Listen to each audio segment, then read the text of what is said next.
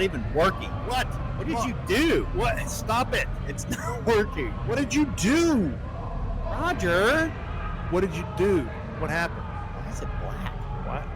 Folks, welcome to the show. I'm glad you. What'd you do? I'm glad you can't see us. What did you? We had such a powerful opening. I know. What did you do, dude? What is going on here? That's not it. What is going on? I mean, what did you? What is this? Amateur hour? Did you really drop the ball? Dude. There's our camera right there. It's working. Is that it? Is that what you're looking for right there? I don't know what's happening, dude. You really don't, do you? I really don't. Send us a message in the comments. No, don't make. I don't want people. They're just gonna be like, "Why are y'all so stupid?" And I'm gonna go, "I don't know, man." Folks, thank you for tuning into the Defiance Daily Show. This is extremely embarrassing.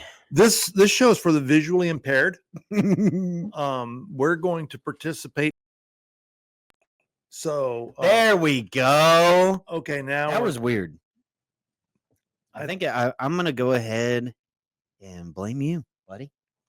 Listen, he was laughing real jolly like, and he was slamming the table, and he was throwing food across the room. He slapped Roger. Jolly. That's the term you get. That's the term you're going to use.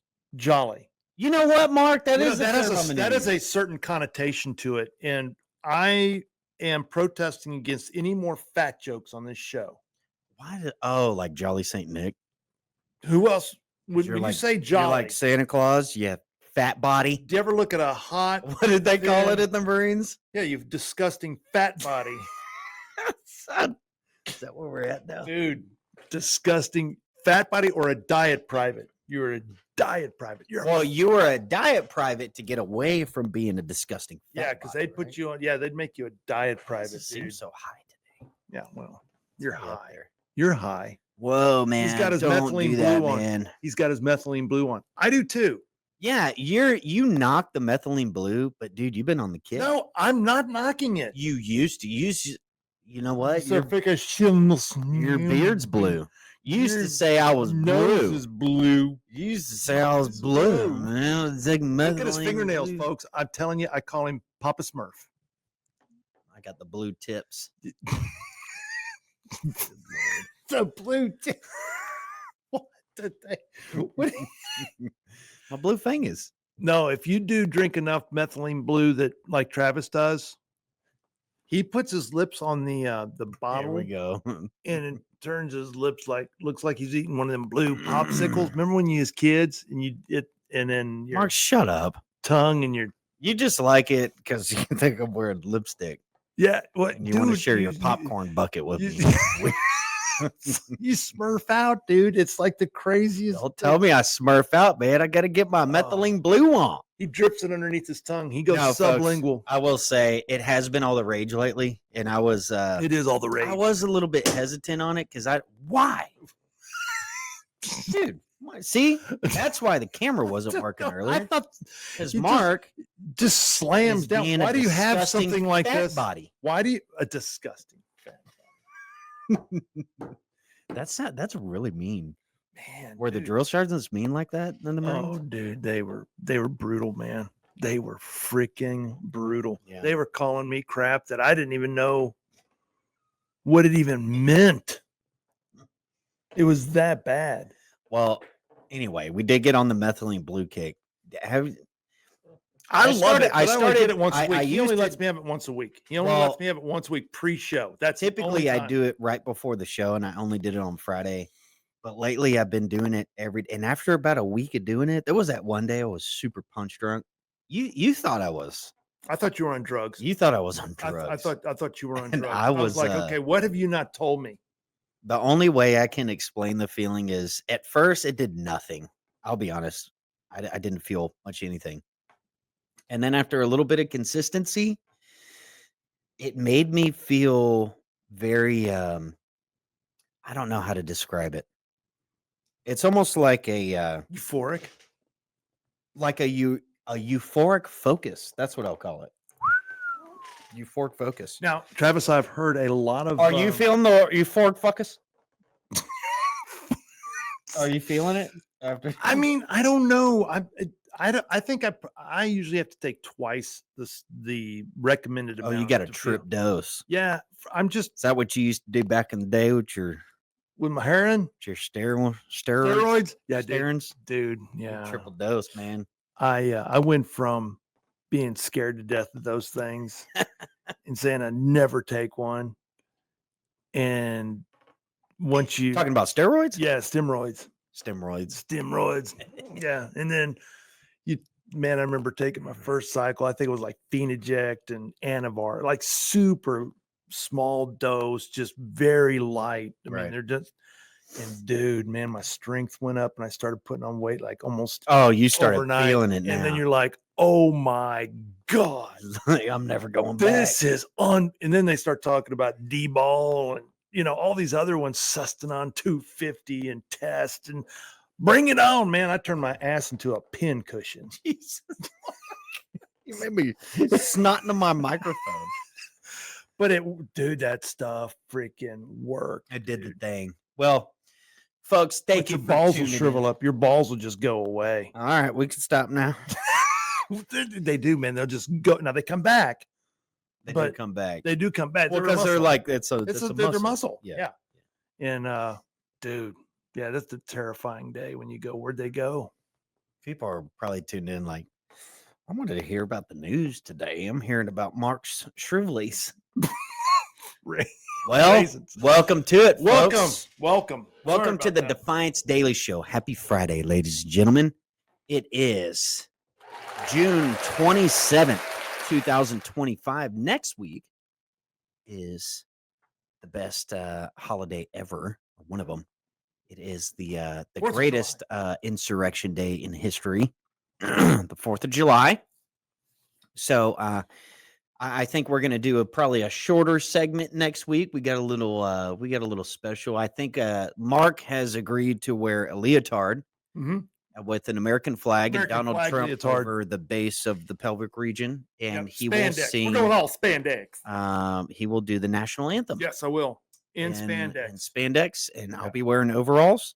So be sure to tune in next week for that one. It's going to be special. And, with that being said, it's been a little crazy around these Houston parts. Mark, have you heard about the lady that was on the freeway? Yeah, what was that with a chair and she wouldn't?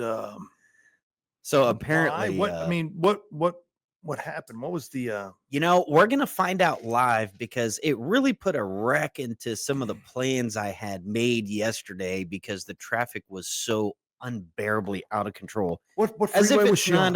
She was on 45. South or northbound? Southbound from us. So we're up here. It was southbound, but it screwed everything up all the way up by us. Oh no! So yeah, they had to shut the freeway down. Right? I had things I had to do yesterday. Get out to the front of the neighborhood, looking at them. It was just bad. Let's see, Conroe or Houston lady. Somebody sent me a picture of this gal, so I'm going to see if I can pull it up for the audience on the screen. Was she just trying to get a little bit of advertising for her OnlyFans page, or?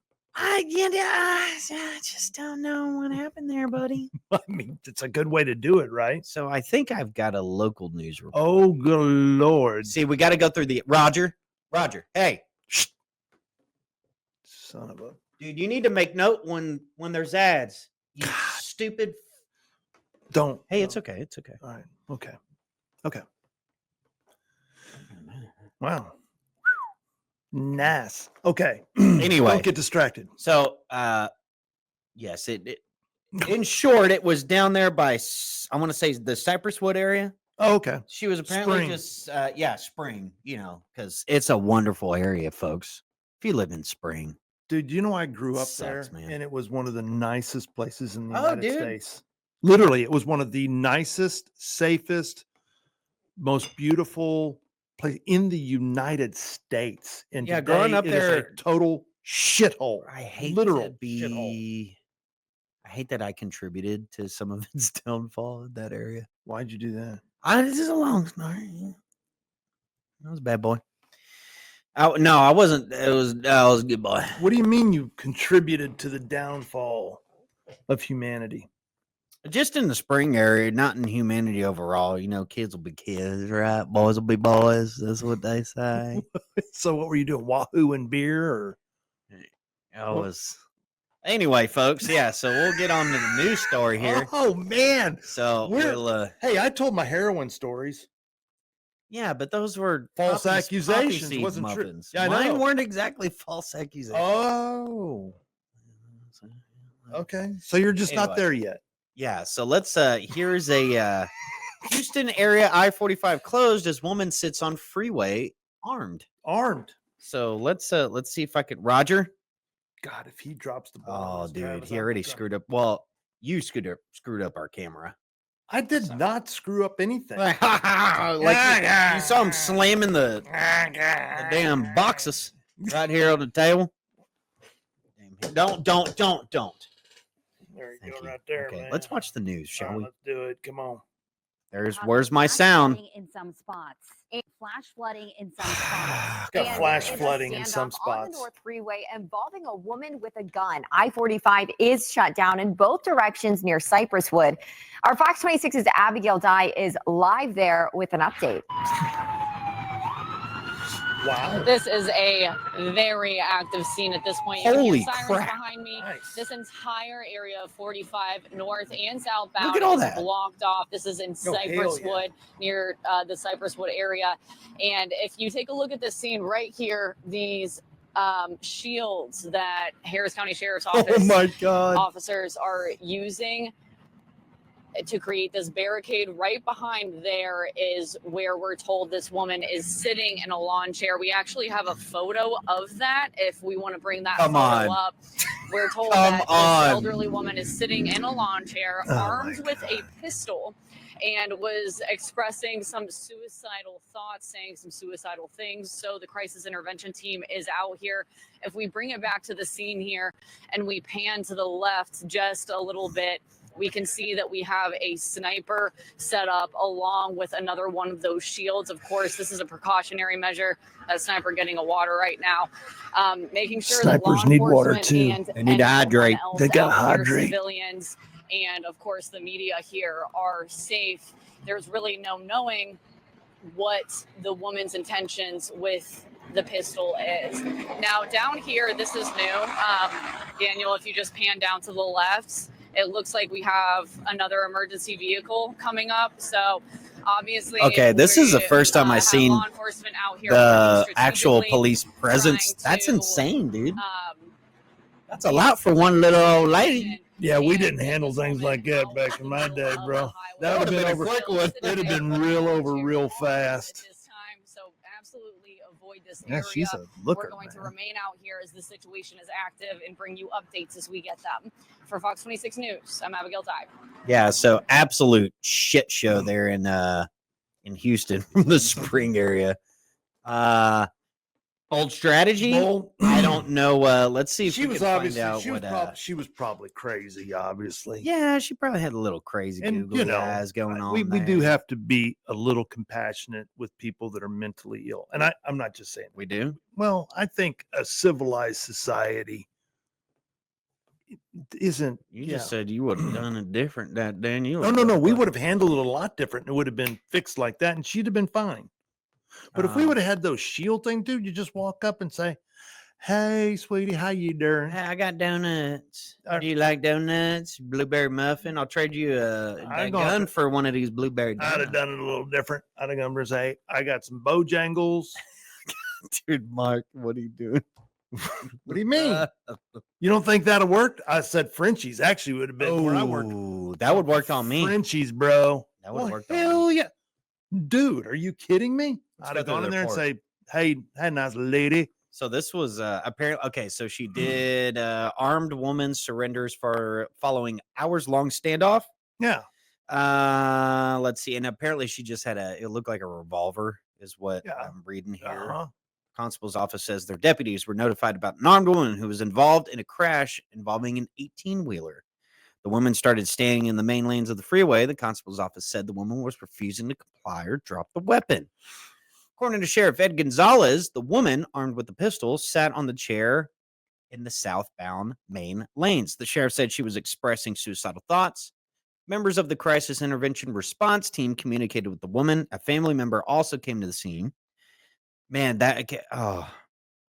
imagine that call. Hey, Now your mom got mom's out on the again. freeway. Mom's on the again. freeway. She got a gun. She got in a wreck. She ain't having it. No, she ain't having nothing. No, she ain't. Y'all bring that on him. Don't do that, Ma. Don't do that. Shortly before 6:30 p.m., a SWAT team was able to approach the woman as she was detained. Officials at the scene said she was taken to a hospital for further assistance. No one involved in the initial crash or standoff was reported injured. Suspects sitting in the main lanes of the freeway. Thank you to all the brave first responders. The Harris County Constable Precinct 4 had tweeted, who helped resolve the situation peacefully. Good job. Yeah. You know, Good job, the boys in blue down. hey, seriously, those situations like that are very Man, volatile. look at that. They got the whole fatigues Oh, on. dude, that's SEAL Team Yex out there, That's, man. That's SEAL Team Precinct 4 right Boy, there. that's your Delta Team Constable thing there is what that is. What we don't know, so there are allegations that the woman intentionally rear-ended the 18-wheeler before the standoff, but that has not been confirmed. Anyway, she was texting and driving. glad that nobody got hurt. Yeah, Obviously, she's fine. I mean, it created a hell of a traffic storm all the way and you were north. and you were pissed off.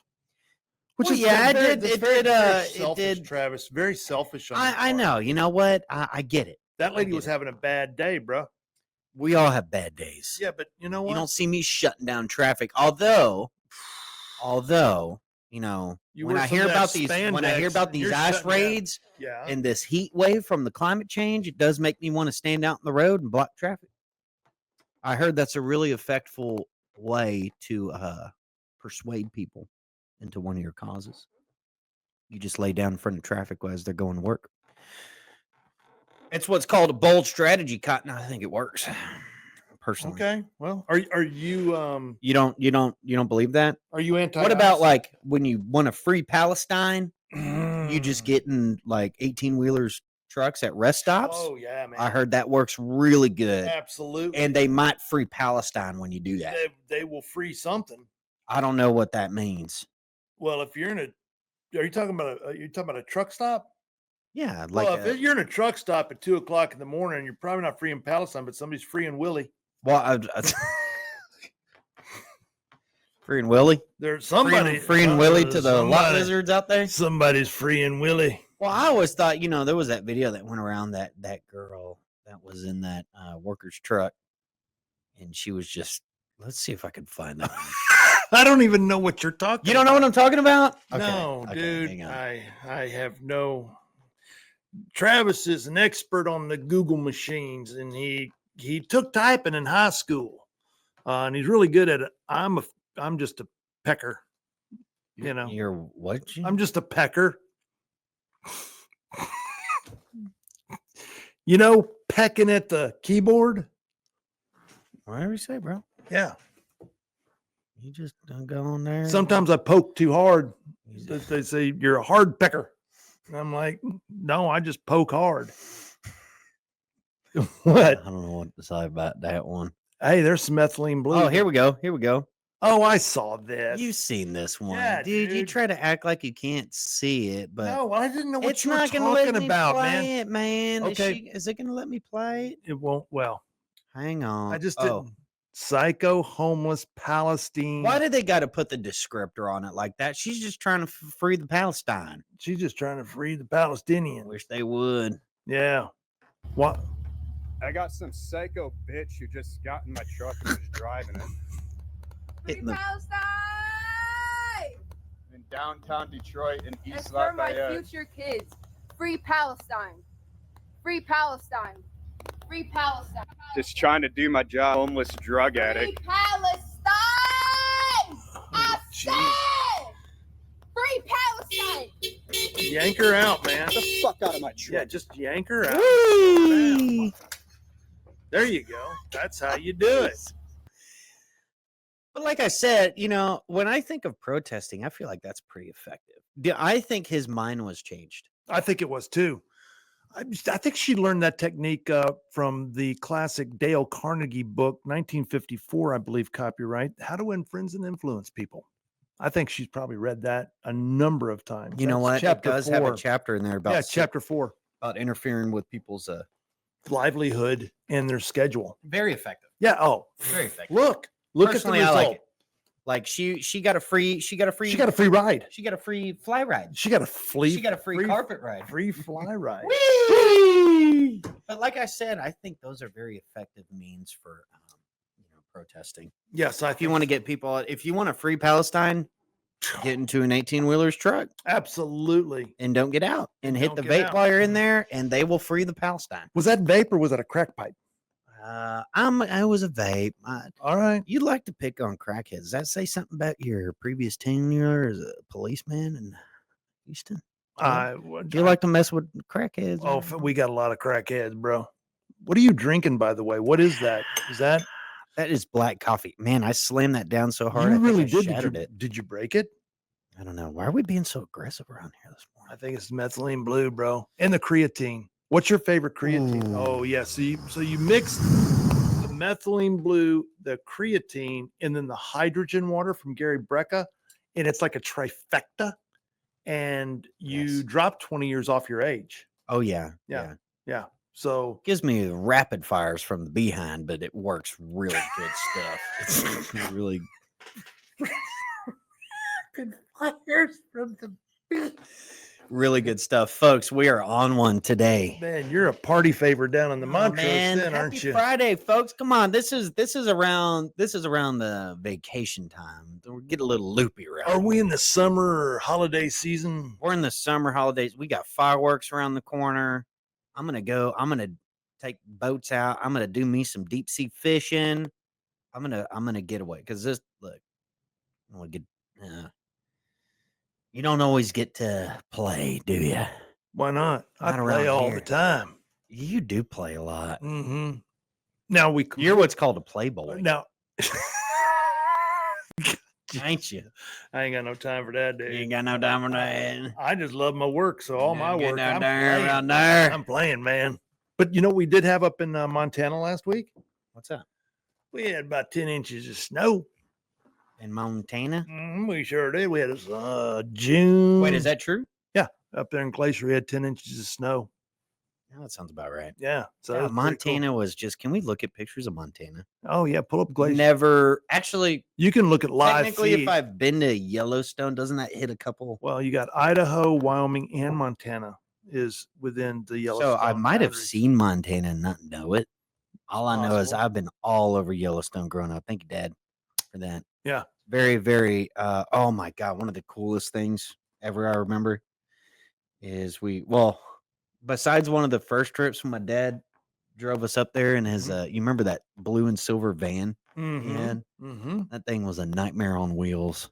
You loved it. He didn't put chains on the tires, and we barreled into Yellowstone and Yeah, because y'all in the wintertime went to snowmobile. went to snowmobile. Great snow. And he had the, world class. Pull it up to a gas station. And he's not going, but he puts the brakes on like a mile ago. Yeah, And we're just sliding Yeah. straight into this big snow mound right in front of it. Just bam. yeah. And we thought we were going to live in Yellowstone after that. So we were. Yellowstone is in a magical place. But God, it was so.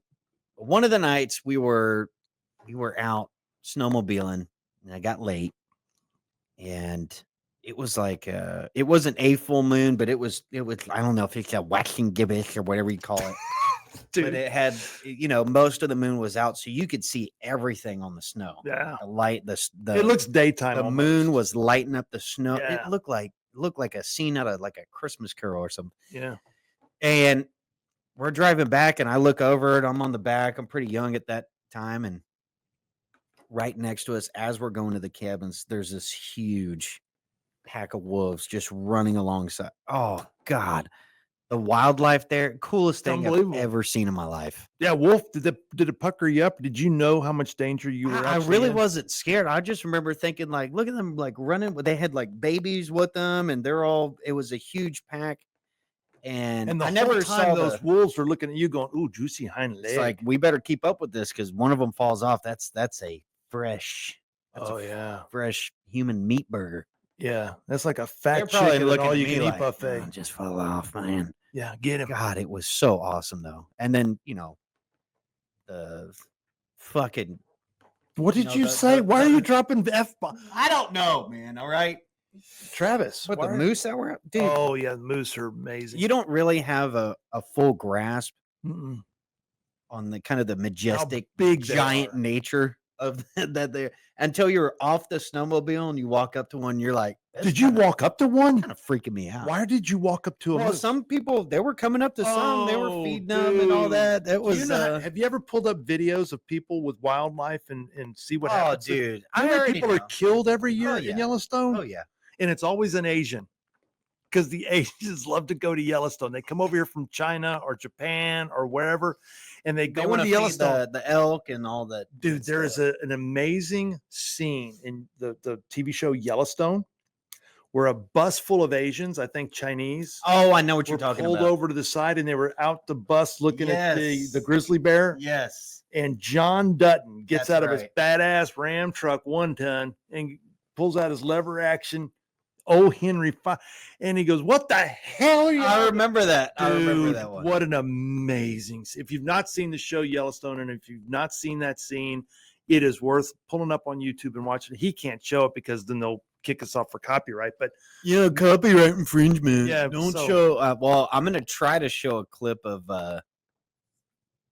Well, really, it's a clip of Trump and Netanyahu, but we'll see. how did we go from moose to that? Oh, I don't know. Well, because you talked about the copyright infringement, and I want to play that clip, but we might get knocked off. Or better And knocked up. Facebook's doing the weird thing again, by the way. What do you mean? Oh, like I having, see people goes popping in and out, in and and out then real- all of a sudden it's down to 0. yeah. And And- last time it did that, And we're thinking that we said something that people didn't like, and it's like, oh, yeah, screw them if they can't take a joke. If you want to go to Yellowstone, folks, you need to go. Just avoid when it's super busy because it's not very magical when it's super busy. Yeah, you can't enjoy nothing, dude. I hate crowds. The best time to go is right before Memorial Day. Really? There's nobody there. Yeah. There's no one. Well, I mean, you might see 2 or 3 cars, but in the like in the winter months, it's super crowded. And in the summer, like right now, you're crazy if you go to Yellowstone. It's a parking lot. It's just a literal parking lot. And who wants to go to Yellowstone when all you see is a bunch of people around you and people getting tossed by bison? Oh, I did see that video. I know what you're Oh, talking dude, about. there's hundreds of them. Like There's there was people- one. It was that lady got. Dude, Okay. they kill these bison When kill people in when Yellowstone you- all the time. Man, I'm wondering if I want to pull that video up. Yeah, you can 'Cause pull- I think you that can lady show- died. I don't know if I want to show that. Oh, there's a bunch of them where people are getting killed by bison are killing people in Yellowstone all the time. The challenge with Yellowstone and with city people, they don't understand. They think just because an animal is not super aggressive when you're 50 feet away from them. Yeah, that's a good one. Oh no, that's a 9-year-old girl, dude. That's not a nice. That's not That's what it says. Look. No, I don't think that looks like an adult. I don't play it. Let's see what our audience. Let's see what our My audience. God, thinks. let's. Oh, Oh, that is a kid. oh shit. That's a kid. Well, Or- you know what? That's what you call FAFO, bro. And the parents, and what if they're Asian too, aren't they? yeah. I told you, dude. It's always the Asians out there getting tossed by the moose and the bison. They don't. Or have you seen them attacked by the grizzly bear out there? No, those I Holy- can't watch those. dude. Watching somebody get eaten alive is on. You've seen someone get eaten? Oh hell yeah! We had a canine. I've seen a police dog, eat somebody almost to death. I mean, just they ran so far, and Oh, who- this is the one I remember. Okay, here we'll show the audience this one. This is caution: do not approach wildlife. people do it. There's a look. This guy, that This an bison's old- right This there. old white by the guy. tree. He's like, oh, he's friendly. I guarantee he's Look a at his- libtard. It's Hi. a freaking Democrat, and he's Hi. thinking, oh, he's so nice, and animals Hey are so Jack, sweet. look at me go. Watch I'm gonna this, take a dude. good close picture. This is from of like the this. 70s, bro. Oh yeah, man. Oh, here we go. Whoa!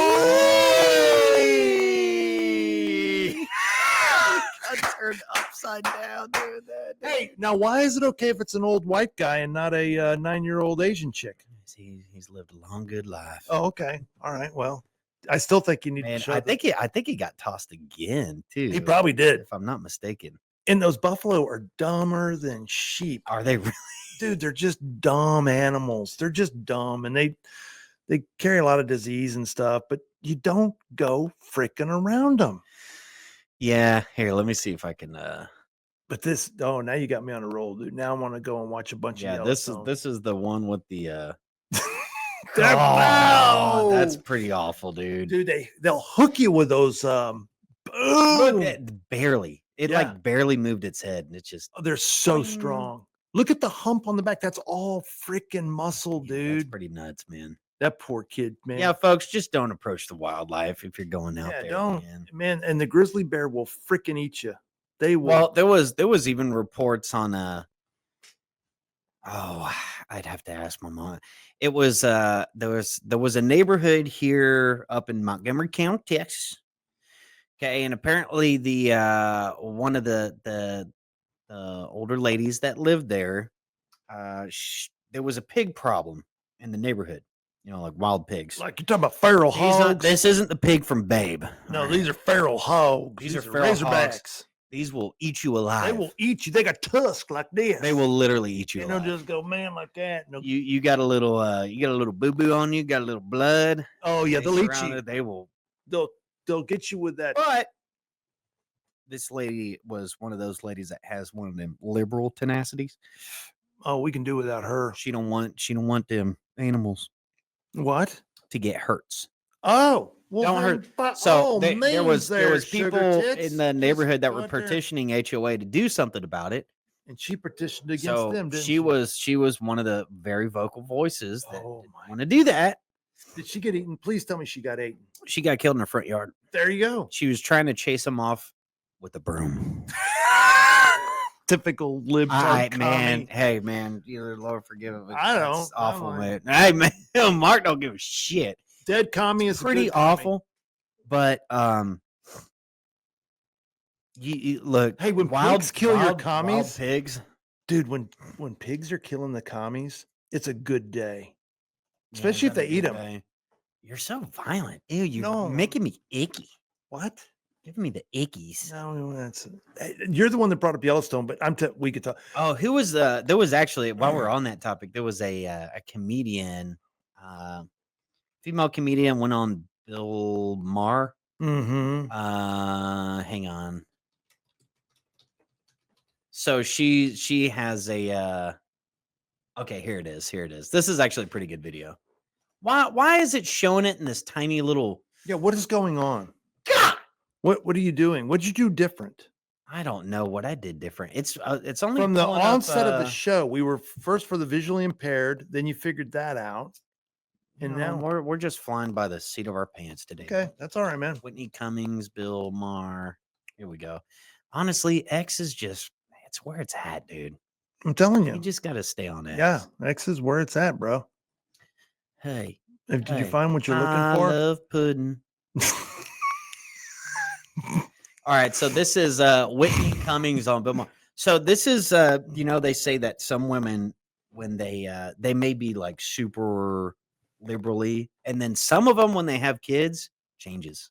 Oh, okay. Well, So here's a good example why we're on the topic of not approaching wildlife. okay. It's been fascinating because I've been on this sort of journey through motherhood where, I've always been a very liberal person, maybe even a libtard. But once you have a kid, you start like having thoughts that have been characterized as conservative. As soon as I had a kid, I was like, I need a gun now. Not for myself, because I've got coyotes in my yard. I've got coyotes everywhere. And before I had a kid, I was like, they coexist with us. Coyotes were here first. Like, I'm in the coyotes' home. Now I'm like, let's make hats out of them. Let's make hats. Let's make coyote boots, coyote earrings out of their eyeballs. Like, it's just, Yeah. it's been Kind of, fascinating because Isn't that I've been on this interesting? sort of journey. Yeah, look, hey, sometimes the maternal instincts do us favors. That's why a lot of the female contingencies that's on the liberal side. You think? They don't have kids. That's right, man. And then those Said that it. Is that do- controversial? Me saying that? Well, the other side of that, Travis, is that a lot of these, especially these Hollywood type females, they have kids and then they want to turn them into transvestites. I feel like there's like a ritual sacrifice because why is it always the males that are turned into women? Yeah, well, It's like something. there's with an the answer for that. What's isn't there like a biblical thing about sacrificing your firstborn son? I thought it was Isn't your that- virgin daughter. I said, oh God, dude, we're getting some dark territory I now, mean, man. You know, that reminds me of a line from European Vacation. I miss Jack. Damn, You don't even get it because you probably didn't watch that movie. What Travis has not movie? seen Which movie, Mark? European Vacation. No, I haven't seen See, one of your stupid movies. I am telling you, folks. Here we Look, go. it's no. I don't I want to don't sit have the right to ask him next for to his you man and eat card. popcorn. But out of your I lap. don't think he's got a man card because I don't know how you get a man All right, card shows yours. without I'm with quitting. without quit. seeing. First of all, he's not seen Quit. Top I'm Gun. out. He's not seen Top Gun. Did you see Tombstone? I did see Tombstone. I want to get more coffee. Do you want some, Joe? No. You got any more of that methylene blue? You want more, man? No, that's okay. I better not. Yeah, you go on about my man. But I'm card, gonna talk about Okay. Travis behind his back. So he's not seen Top Gun. Now, this is a judgment-free zone, okay? With the exception of movies and guys. Every guy knows there are movies. It is part of the American culture, our Western culture, that you have there's a list, and it's a distinguished list. It's not super long, but it's a pretty good list of movies that one must watch in order to become a man. And that's why you get issued a man card. Part of the process is watching movies like The Green Beret with John Wayne. You can't be a man and not have seen Green Beret. Top Gun. What man has not seen Top Gun? Dude, Exactly. It smells like Every- somebody. It smells like somebody farted out there. Okay, try to change the subject. No, Now- I'm just. Are you tooting in here when I left? No, try to change the subject, dude. No, we're going through the list here. You've not seen The Green Beret with John. Oh, nobody cares, man. You've not seen it, have you? Seen what? The Green Beret with John Wayne, No, I haven't watched. based on the book by any Robin of your Moore. Boomer movies. Dude. Okay, he's not watched Green Beret with John Wayne. He's not watched Top Gun. He's not Caddyshack. I've seen Caddyshack. Yeah. What do you mean? Oh, I've seen Caddyshack. What do you mean? You give me a line. Give me one line. I got Mr. Squirrel. No, that's not even. That's Bill Murray. I don't That's from know, the trailer, I dude. I don't remember. You were much of dropping Caddyshack. F-bombs today. Why are we? This is a family look, show, bro. Caddyshack's good, but it's What do you mean? I think you got to be kind of dumb. Are you kind of dumb, Mark? How about Stripes? You seen Stripes? Mm-mm. Okay. See, this is what, folks. These are all before my lifetime. This is what I'm dealing with on a regular basis, and I have to act like it's not that big a deal, but it is. And all you guys know, this is a big deal. I know a lot of you men right now are let down, but this is why Travis doesn't quote a lot of movies. Now, I will tell you this: when it comes to the film, "Oh Brother, Where Art Thou?" Mm. Travis can do the entire movie in each character from beginning to end. He's memorized. Have you not memorized the whole movie? I don't understand, Big Day.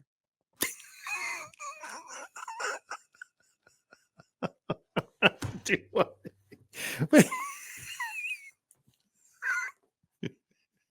I'm not going to be your little sock puppet. All right. I know what you're trying to do. You want me to get quoting on these movies, man. You only know one movie. You've only seen one movie in your life. That's true. Oh, Brother, Where Art Thou? Not a bad movie. Great soundtrack. Just phenomenal. In fact, I think it won some Grammys and maybe some Oscars. I think it did. Um, It did. Phenomenal soundtrack if you haven't heard it. But it truly is a good movie. Based on the Odyssey, I believe, if I'm not mistaken. Correct. It's based on the Odyssey. Homer, based on, was it the Odyssey or Iliad? Sorry. I'm looking ahead. I'm already over whatever segment you're on now. I'm over it, Mark. You Okay. don't take this well, do you? You don't take criticism very well. Do No, you? because You call me a disgusting fat body. I take it.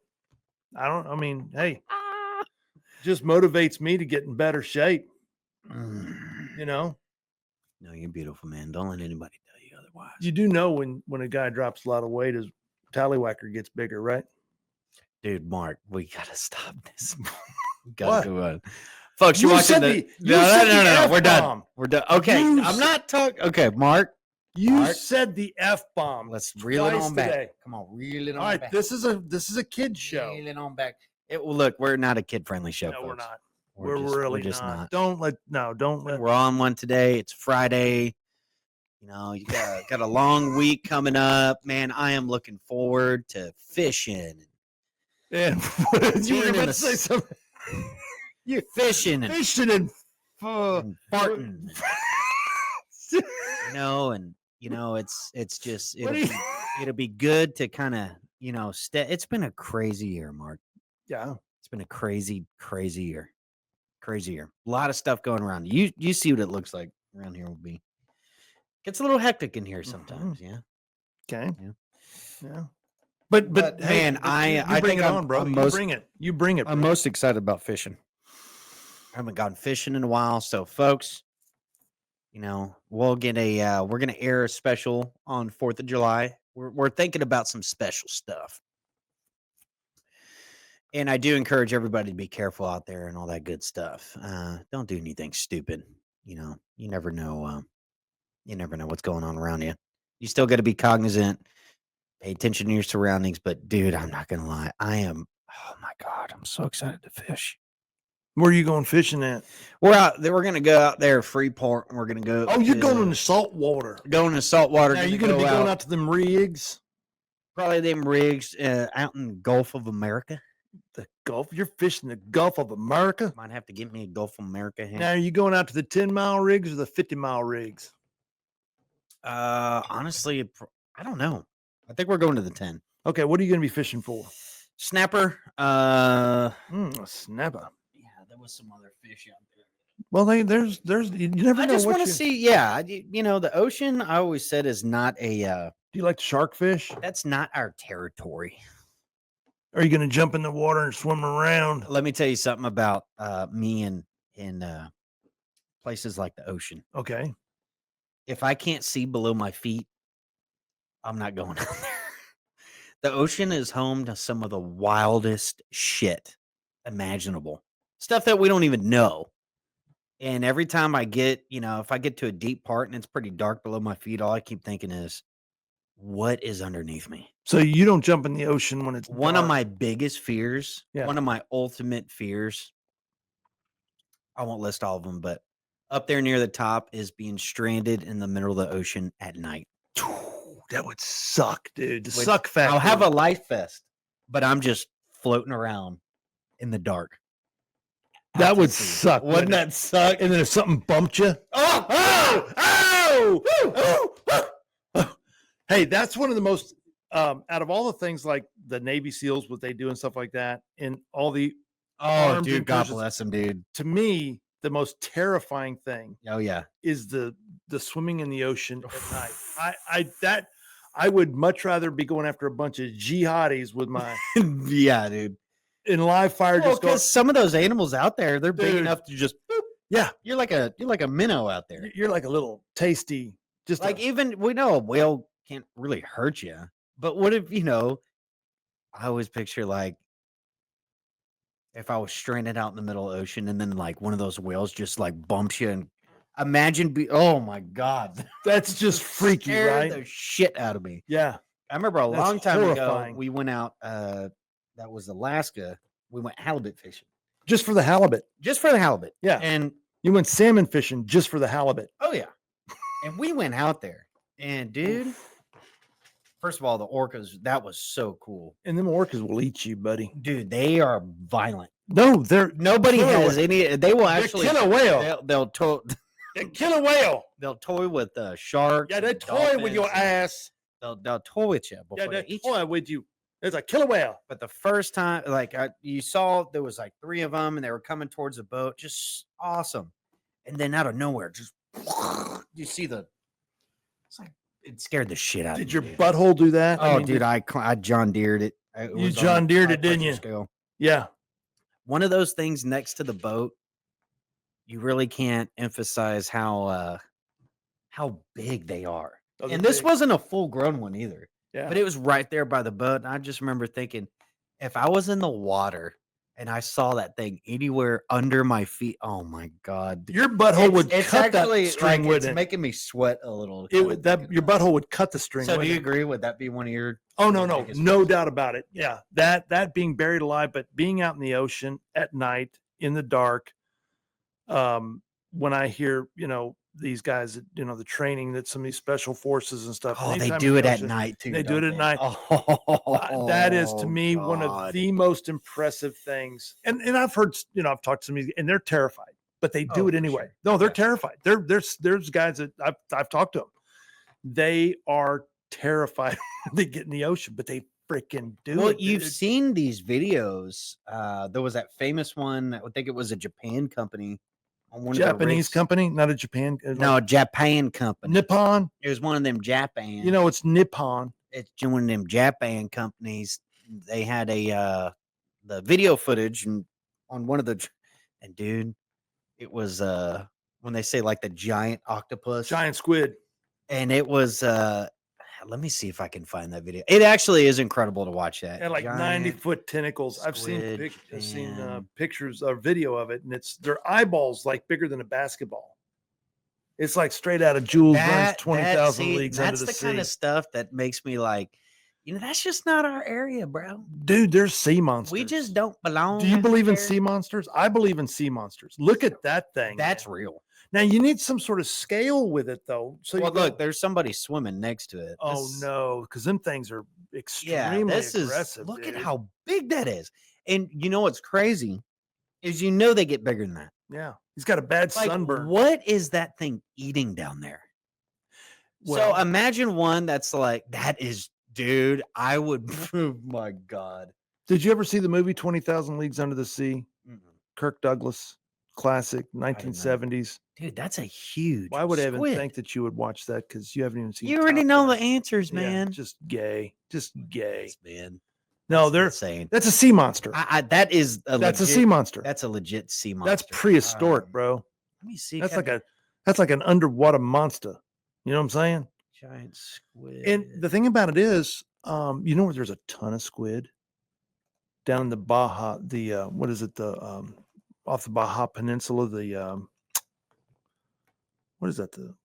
What is that? talking Is that the about, Sea of man? Cortez, or what is that right there? Right there off between Mexico and the Baja Peninsula. Things full of those. What kind of squid are they? They're not the giant squid, but they get huge and they're extremely aggressive. You can't swim in there; they'll grab you. Oh yeah, look at the Okay, This this one's this thing is a apparently this was frickin- at this was deep for- sea. yeah, way out there. And Yeah. apparently for context, they said it was 52 foot. Look at Yeah, that. yeah. Oh my God. Just craziness, man. 52 foot. Yeah, and just out there, That's dinosaur level dude. That's stuff big, right man. there, dude. It grab you up and take you down, and then just You know, imagine being the person in charge of just, you're just trying to film, doing your job, and then you see this alien creature. have you seen their mouth? It's the like a beak, right? It's a Yeah. beak, and it's hard. Man, look at that. That's crazy, isn't it? What's crazy is that really doesn't give. It's like you said, when you have something next to it. To If kinda you put give a it school bus next to it and see it be bigger than a school bus, that's when you go, "What the actual?" yeah, 52 feet is, man. That's But anyway, that's one of the reasons why my biggest fear is being stranded out in the middle of the freaking ocean. Yeah. Could you imagine being grabbed and being sucked? You get under? rubbed by one of those tentacles, and it's like you look down, and it's like just only 12 foot of a 52 foot Yeah. squid. Do you have? No, a but I fear- do think it would be a good punishment for like pedophiles and rapists and stuff. Yeah. Is there a Don't fear kill of, them. Just see if they can, give them a life jacket. put them 100 miles out in the middle of the Drop Gulf of them out where America some of these are. and just say, "Hey." And Good if luck. you live, then Lord be with you. Do you put a cut on their leg before you drop them out of the helicopter just so they chum up the water a little bit? maybe you could put some like weights so they can have a life vest, but they're still kind of sinking. So they still gotta, yeah. and then if they just give up, they sink to the oh my God. That would be a good punishment though. That'd be a good deterrent, don't you think? Was it part of your fear? Would it have anything to do with like maybe being eaten by a shark? Like, did you see Jaws? You didn't even see Jaws, did you? No, I saw Jaws, and I think one of the I remember what we do. We were kneeboarding in the Trinity River. Oh yeah, there's a lot of alligators and alligator guard. The alligator guard, Yeah, freaked me because you They really get big. and people always say that I think I made this up when I saw one in the middle of the day, just like come to the top of the water Huge. and almost look like a dragon. 9, I was 10. telling my dad, there's a dragon Yeah. out there, dude. I swear that thing was 12, 15 foot long. They get their I mean, the back of it enormous. had I was, and I remember freaking out. It's like I don't want to go wakeboard Right. I don't want to go because thing would that come up and water eat me. is muddy murky. Yeah, it's not clear. You can't see anything, and I always bring up that story of those one of those dams, and the contractors, they kept having to rehire contractors because they would go down there to fix it. Now, I will say that is an urban legend. Is it an urban It's legend? an urban legend that's been around for a long. But is it really hard to believe that catfish can't get? They get up. We to know they 100, can, 150 pounds. They can get pretty big. Yeah, they can. But the point is like if I can't see below my feet, but then all of a sudden I see a shadow of a giant, yeah, that would scare the shit out of me, man. I'm not a fan of that. I remember even when we were out there and fishing for the halibut, Yeah. and it was really cool because you're running around out there, drop, reel them up, and then you're like getting really excited. Fish on. Fish on. Fish And on. once there's a fish on, Man, one of the biggest adrenaline rushes I've ever experienced outside of like hunting and is when you're reeling up one of those things and you see the shadow of it. Big, And then it's like huge. Yeah, first you'll see like a little kind of the white flash of the underbelly while it's flighting. Then when it gets up, you're like, what is on the How end am I of going to this get line? this thing up here? It's insane. They harpoon that shit. Yeah. Oh man, so much fun. So much fun. So that was fun.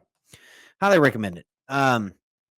Okay, I got to be a good boy here and do a plug. Let's do our plug. Oh, folks, you are watching the Defiance Daily Show. Appreciate everybody tuning in. Got a pretty healthy size audience today. Facebook is doing its thing, knocking people off or doing whatever it's doing. just tune into live on Rumble. Rumble does a good job. Yeah, Rumble Rumble's your best bet, folks. Yeah. But Rumble, but we love them on Facebook. we do. We love them. We love love them you on on Facebook. We Facebook. love it on the X too. On the X, yes. The X is good, but love this the is the Defiance Daily Show, hosted by yours truly and Mark over here. This is Roberts and Pruitt. Roberts and Pruitt. This is brought to you by Defiance Press and Publishing. Go to defiancepress.com. If you have a manuscript you're interested in getting your book published, go over there to defiancepress.com. Hit that get published link and follow the prompts here. Highly recommend watching the video, reading through the details, and getting all the information correct in your submission. Now, what happens is we'll get your submission and it'll go over to my partner here, Mark.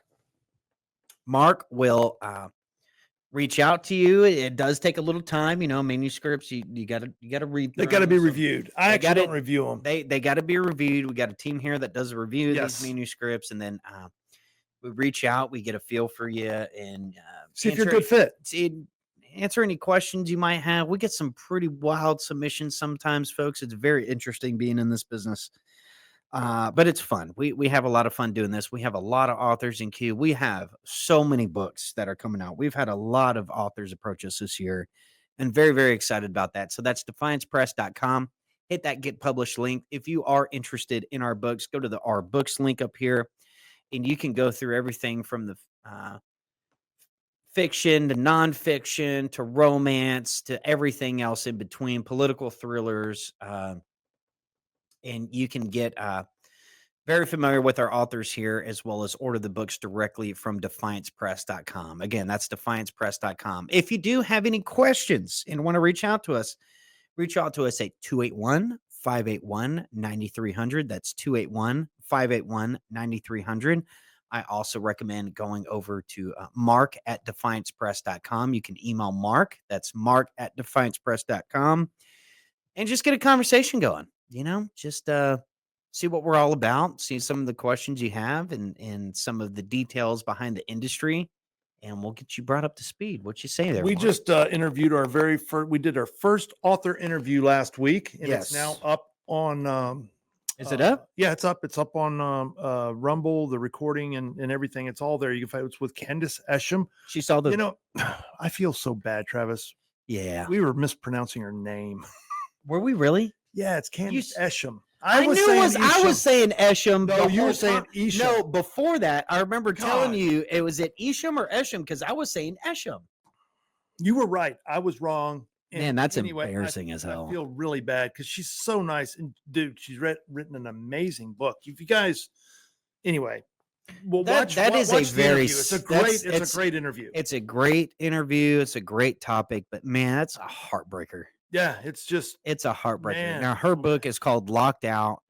It's the hospice care facilities, elder care. elder care Industry. and during COVID, I'm sure a lot of folks that are listening, you may have had some experience on the nightmare that is COVID and what was going on at these nursing home facilities and not being able to see your loved ones. And man, absolutely devastating stuff, but it's a very educational piece.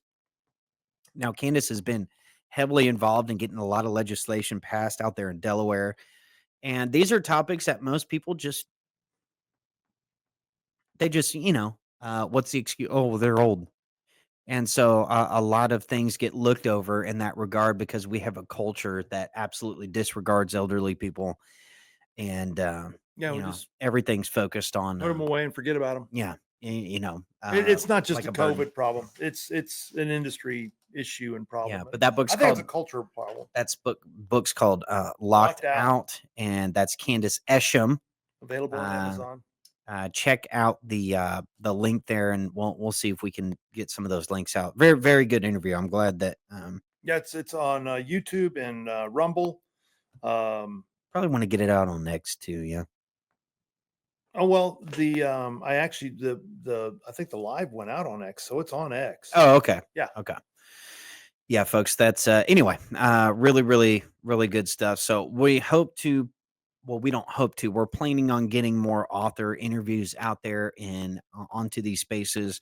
Really fascinating subjects, and it's right in line with the books that they've published with us. So very, very exciting stuff. Very, very happy about that, and looking forward to more interviews in the future. It's pretty exciting stuff, man. Very, very exciting. Again, that's defiancepress.com. Without your support, none of this is possible. All right, Mark. All right, Travis. Are you ready? Dude, are we ready? What do you mean, am I ready? Are we ready to hit the it's been quite a news cycle, hasn't it, folks? It's been a bicycle, bro. Bum, bum, bum, bum, bum, Iran. Bum, bum, bum, bum, bum, Iran. Bum, bum, bum, bum, bum, Iran. Bum, bum, bum, bum, bum, Iran. What country's got a feeling really hit the ceiling? Bum, Iran. Bum, bum, bum, bum, Iran. Went to a mosque, gonna throw some rocks. Tell the Ayatollah, gonna put you in a box. Bum, Iran. Bum, bum, bum, bum, bum.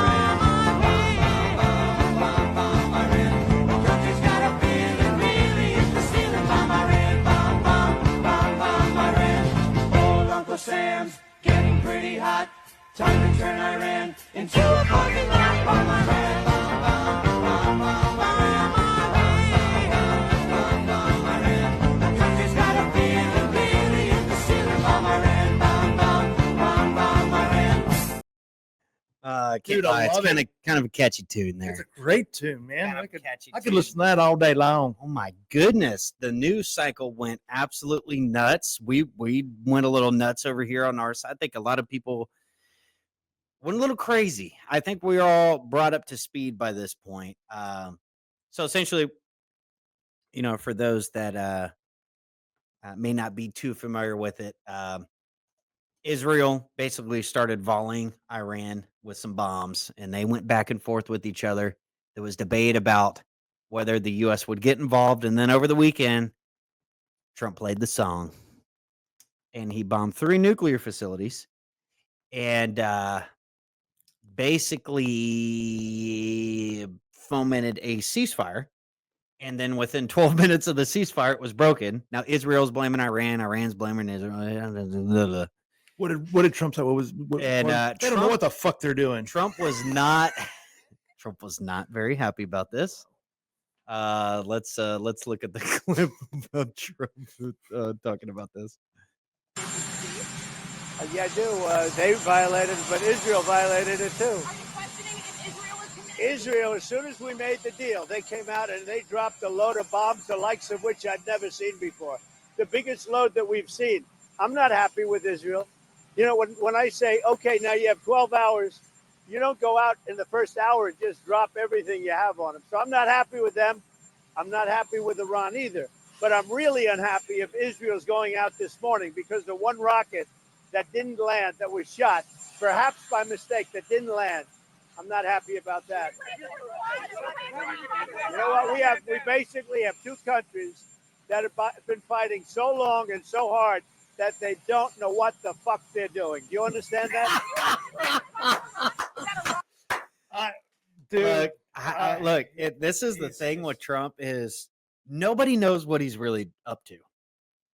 This is the fascinating part about Trump, and I'll be honest with you, I had to go and buy his Art of the Deal book. That's a great book. I have to see it because It's a great book. now I get it. He's a little all over the place, and now obviously, we don't want to get involved. I think a majority of Americans we don't want to get involved in another Middle East quagmire. There's no appetite for it, especially the younger generation.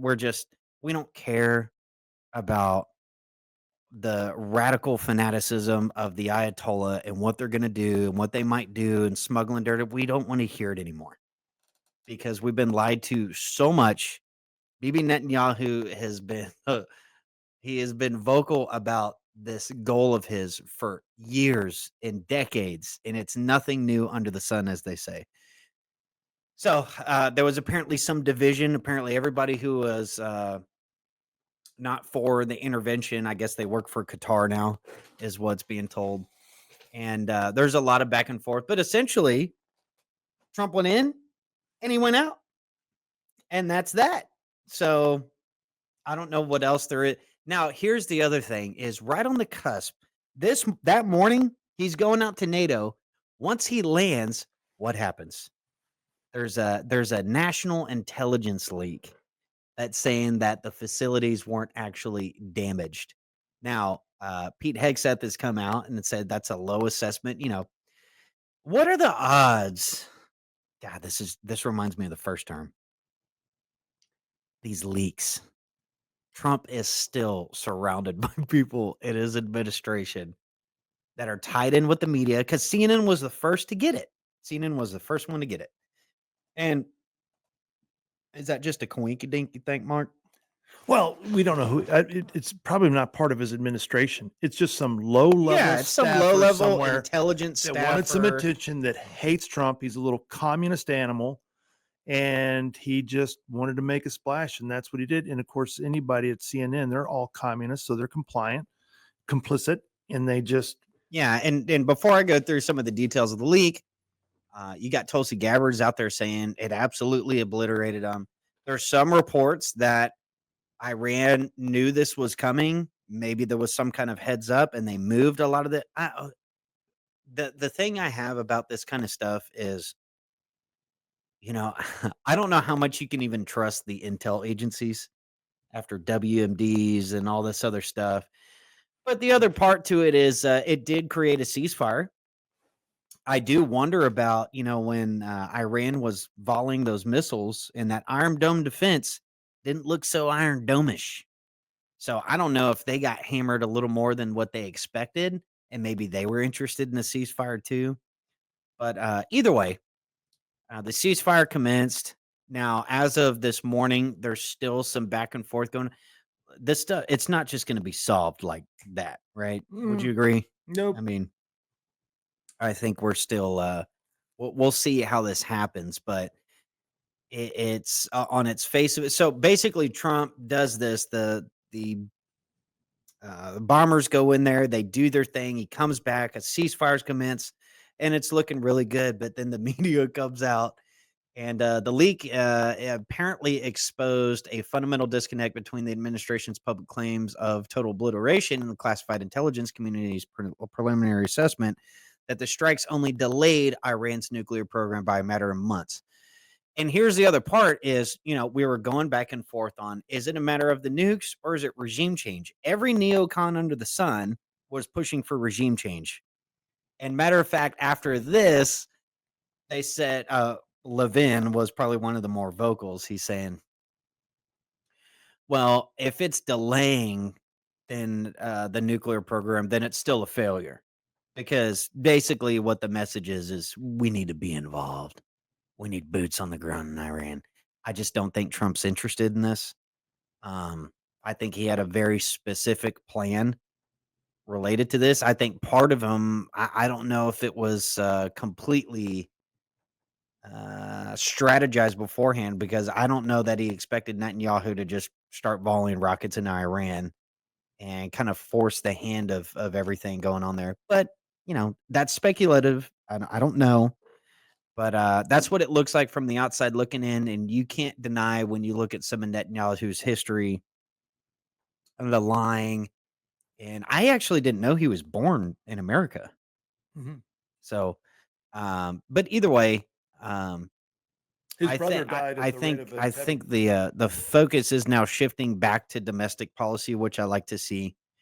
He bombed him. He got in. He got out. We're not doing regime change, but old Ladybug is still pushing for it. Ladybug. Who's Ladybug? Lindsey Graham. He wants his Lindsey ladybugs. Ladybug Graham. Lindsey Ladybug still wants his ladybugs to go invade the Iranians. You can find the video of that on our show on Rumble, and Yeah, that one was apparently a big hit. Just go to our YouTube because I didn't know about it and I read it live on air mistakenly. So that was a very interesting topic. I wasn't even setting Travis up, folks. I didn't think he was going to read it on air, and he read it. And if you've not heard it, you've got to go to our YouTube channel or Rumble channel and watch that. It's short. It's a 5-minute video, but you got to watch it. It will blow your mind. Well, I'll go some of the details here. So the Iran strikes, it was called Operation Midnight Hammer. The other thing I wanted to emphasize too is there was everybody was saying that Tulsi Gabbard was being shoved out to the side. And then there was more pictures that came up of her in the war room and all this stuff. So that ain't happening. Tulsi Gabbard's still lockstep with the Trump administration. She's backing up a lot of these claims. I personally thought bringing her on for that role was very, very awesome. It was a good move. I like to think that she's not a compromised individual. She's not going to do a lot of these other things. But there's still a lot of things to speculate about this, which is, there's very hardcore lobbies in both the military industrial complex as well as the Israel lobby and other factions that would love to see this war. This is what was interesting to me. You saw there was a very clear campaign on social media against influencers that they just didn't think this was going to lead anywhere good. And look, before all this happened, if you would have told people, hey, we would have bombed the sites and then we're done, that would have been it. It probably would have changed the game a little bit. People think, because also if you look at the foreign policy history of the United States, whenever we get involved in these bombing campaigns, are they ever really successful? I mean, you can say a lot of them are. It depends. When Reagan bombed Gaddafi at his tent in Libya, that was highly effective. Yeah, didn't kill Gaddafi, but it changed. It changed the entire landscape there, yeah. And then yeah, these blood feuds with these the Muslims and the Jewish people. It's like, I don't know that there is a one size fits all solution that's just going to come about. So Trump is basically out there, doing this, and we do have some insider clips apparently of Netanyahu and Trump. Let's see if I can find that. I don't know if I can. I gotta find it there. But basically, Trump was not happy with Netanyahu apparently, and some of that some of that conversation got leaked out. So once I get it, we'll play it. But I'll go through the breakdown of the analysis here. Operation Midnight Hammer launched on June 21st. Question about that name. Mm-hmm. I've heard rumors. Oh God. Have you heard the rumors about the mission name Midnight Hammer? What that refers to? No. Paul Pelosi's gay lover the night he came into his house with a hammer. Did you come up with that on your own? Did you steal that? I know. I've got sources, and they said that is. That's a pretty good one, Mark. I like that. I like that a lot. I like that a lot. I like it a lot. Anyway, that. I didn't mean to interrupt. I just had. I had. Yeah, you did. I had. I lost my flow. I don't even know what the hell's going on anymore. The gay hammer guy. The gay hammer guy. Anyway, before I get into the intel leak, apparently this was the conversation between Trump and Netanyahu. Your fucking shit. You better get your own fucking army, pal. I'm what counts out here. You know, I get calls from back home every fucking day. They think you went bad shit. You wanted to go on TV. Yeah, I did want to go on TV. That way I have a forum. I can fight back. I'm known. People see me. They know they can't fuck around with me like they could if I was an unknown. That's right. Get this through your head, you Jew motherfucker, you. You only exist out here because of me. That's the only reason. Without me, you personally, every fucking wise guy still around, I'll take a piece of your fucking Jew ass. Then where you gonna go? Your fucking warrant don't ever go over my fucking head again. You motherfucker, you.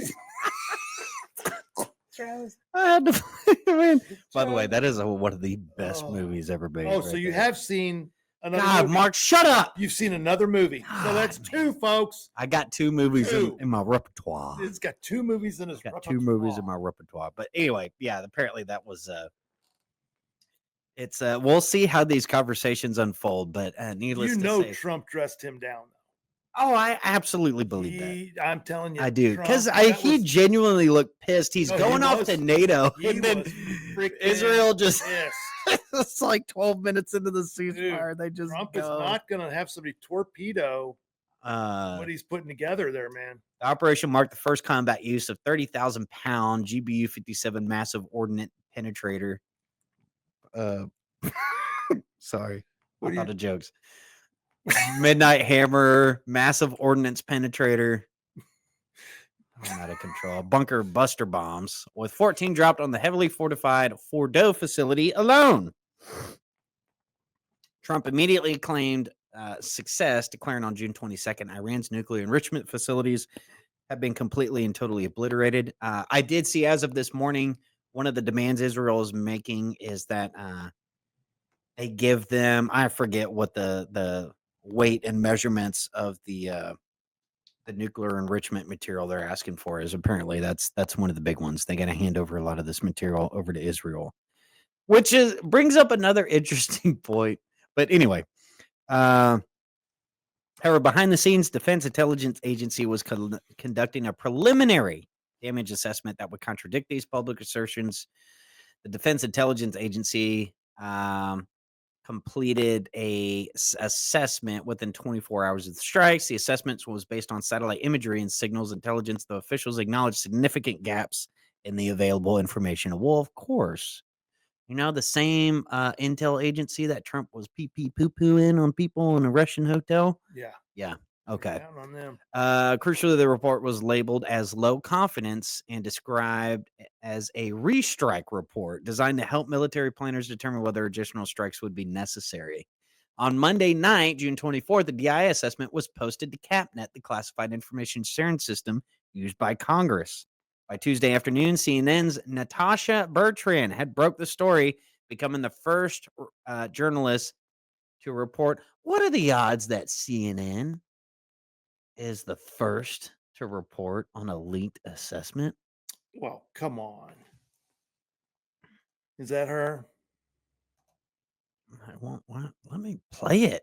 This thing. Is that the reporterette? That's the reporterette, Natasha Bertrand, a CNN correspondent who covers national security and intelligence. She's a little commie. Anyway, Bertrand's reporting was quickly corroborated by multiple major news outlets, including the New York Times, of course, the AP, of course, CBS News, of course, and suspects. NPR. Oh, Yes, Wait. yes, Marcus. Yes. Should we? We've got reports that the bombing was not successful, and which means that we may need to just put boots on the ground and go in there and take care of it ourselves. It sounds violent, though, Travis. The swift confirmation across multiple outlets suggested that the leak had reached several journalists, indicating either a coordinated effort or multiple sources with access to the assessment. Guys, this is where you get to this kind of stuff and you're like, man, that means it probably was successful then to a large degree. If the timing of this and then the coordination, obviously this is just like the intel on Trump Absolutely. about him being All of it. compromised by Russia. I mean, The Hunter the Biden media laptop. is so fixated on this shit. They can't allow Trump to have any success whatsoever in any area, especially when something like that, when Trump's pretty unpredictable going into this, which I think it caused a lot of concern from the base as well as a lot of this populism. And then the funniest thing watching all this is people like Mark Levin claiming that they're the MAGA movement. Oh God. He's the one who has the barometer for this guy who was a never Trumper who had nothing to do with voting for Trump. And I hate to say it too, even Ted Cruz, man. Ted Cruz ran against him. People that were supporting him, all of a sudden they're the ones telling us it's MAGA to put other countries before our own, like Israel. And I honestly, all the arguments about Iran and I just, it's not like, I don't want to sound like a stupid hippie that's like, I don't care, man. It's like, yeah, you care. You don't want any of that stuff to leak over here, but folks, we got our own problems over here, and don't believe me? Go over to New York City. What? I'll see who the mayor is up in New York City, They're baby. about to elect them their first what is it? Arab, Muslim Democratic Socialist. Democrat. No, he's a communist. Full blown. Yeah, call it what it is. Out of the closet. Don't use their terms. Full blown communism. Well, let me get through this real quick. Sorry, I just no, got and me excited. too. I got all excited. Travis, I but just it's got like, so excited. we get all excited. We get Just all get hippie and excited hoppy and around here talking about The this. eyes started burning, and it's just raining men. Jesus. Well, if we're gonna go commie, let's just go gay too. A gay commie. Go It's a full gay commie. commie. Oh, gay Nazi commie. Oh, and we'll cover some of that here because I think there's some interesting data on some of this topic. But now Trump's statements did evolve significantly over the controversy as it unfolded on June 22nd. Iran's nuclear enrichment facilities have been completely and totally obliterated. June 25th was complete obliteration. I don't think they'll ever do it again. However, later that same day at the NATO summit, That's when he called Trump called acknowledged Daddy. some uncertainty. Yeah, they called him daddy over there. Daddy. The intelligence regarding the attack was very inconclusive, but it was very severe. It was an obliteration. White House press secretary, that's a good press secretary, Caroline Leavitt, issued a fierce rebuttal on June 24th, calling the leaked assessment flat out wrong and stating everybody knows what happens when you drop 14 30,000-pound bombs perfectly onto their targets.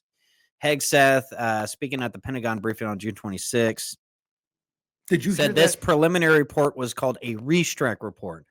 There's low confidence in this particular report. In response to the leaked DIA assessment, senior intelligence officials issued contradictory statements.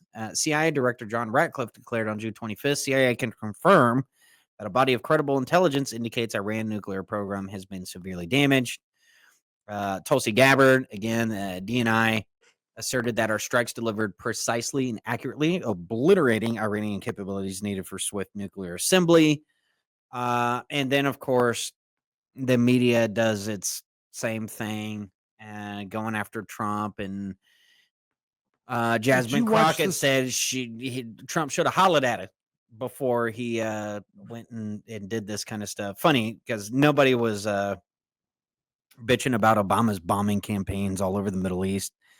But it's only Trump, guys. It's Trump. It's only when Trump does this. Did you listen to the Pete Hegseth news conference the other morning? I did listen to clips of it. I didn't listen to the full thing. You got to watch the whole thing. It is masterpiece. I tell you right now, Hegseth, as far as I'm concerned, people's going, well, who's going to be president? I mean, I love JD Vance. I've always He's said look he looks Pete he looks Hegseth. good. He looks good. If you watch that, you just need to watch it. I'm like, that's the next So guy. here's where some of here's where some of this gets interesting. One of the most significant aspects of the intelligence controversy covers Iran's highly enriched uranium stockpile. Pre-strike satellite imagery showed unusual truck activity at the nuclear facilities on June 19th through 20th, suggesting Iran was evacuating materials and sealing facility entrances. The DIA assessment indicated that some of Iran's enriched uranium stockpile was moved before the strikes. European intelligence sources, speaking to the Financial Times, assessed that Iran's 408 kilograms of 60% enriched uranium, enough for approximately 10 nuclear weapons, had been divided and distributed to other locations. Iranian officials claim complete evacuation, with Hassan Abedini stating the enriched uranium reserves have been transferred from nuclear centers and there's no material left there. However, this claim lacks independent verification and should be viewed as propaganda from the Iranian regime, which, that's the other part to this too. Iran's they've got a population they got to lie and appeal to too, just like every country with the government, they all do this stuff. So to me, this is just more of the same mess of what's called the Middle East. And I just, that's really the extent of it to me. Has Iran been denying? Are they still denying that they have no fissile material? Yes, they were. So here was one of the interesting claims is that they were saying they were, this is what's interesting too, is they were allowing the inspections to happen and they were claiming that their enrichment facilities were peaceful for their nuclear energy programs and so forth. But now inspections, you can kiss that shit goodbye. They're not allowing inspections anymore. Yeah, I would put that enforced that law to block those out.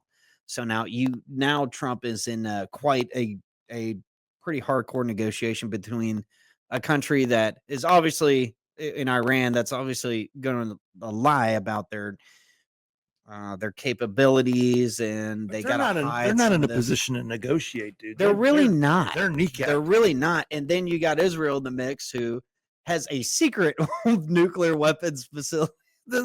So Russia made some of the spokesperson there was talking about how Russia was like, why are we talking about this when you've got a country over here that doesn't even allow inspections to their nuclear program?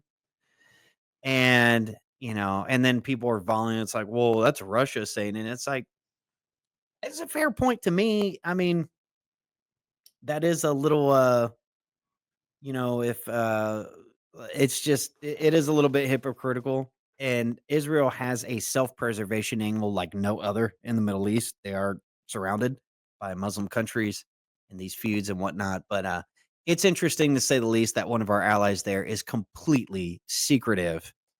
And there's been arrests for people in Israel spying in America on politicians and all this other kind of stuff. So there's some truth to the influence as far as that country's concerned. And they're not the only country that does it. No, they all do. They all do it. But they are one of the most prominent lobbies, without a doubt.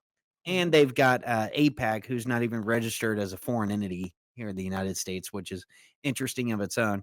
For any of you that watched the breaking segment, it was last week's show when we go through Ted Cruz talking about it, it's a very uncomfortable subject for whatever reason. Tucker's interview with Ted Cruz, very interesting. So anyway, this was on the cusp of the NATO visit. And the other part to this is like, there's something particularly scummy about doing this leak and tying it to the media right as we're going into other countries. You would talk about weakening America's position at these summits and these different things, and then you do this. Man, these people really don't give a shit about the consequences as long as it hurts Trump. That's it.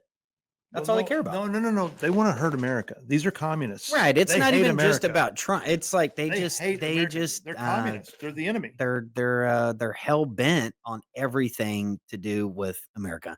Yeah. And its influence, and they're the enemy. So anyway, yeah. So Trump had, while he's trying to get what he needs done at NATO, he got this coming out, and then it's just and I did want to go over. Let me see if I can find this.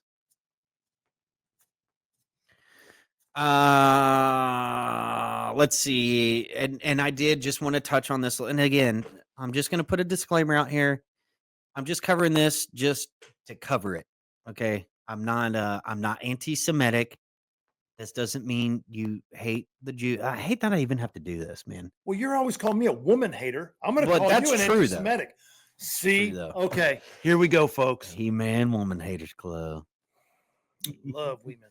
No, but see, my point is like to joke about it's funny to joke about that with you because we know how ridiculous it is. It's the same thing when they called you OD. Yeah. It's the same kind of thing because you're like the complete opposite. I'm gonna be nice to Mark real quick. Mark is a very good, positive man.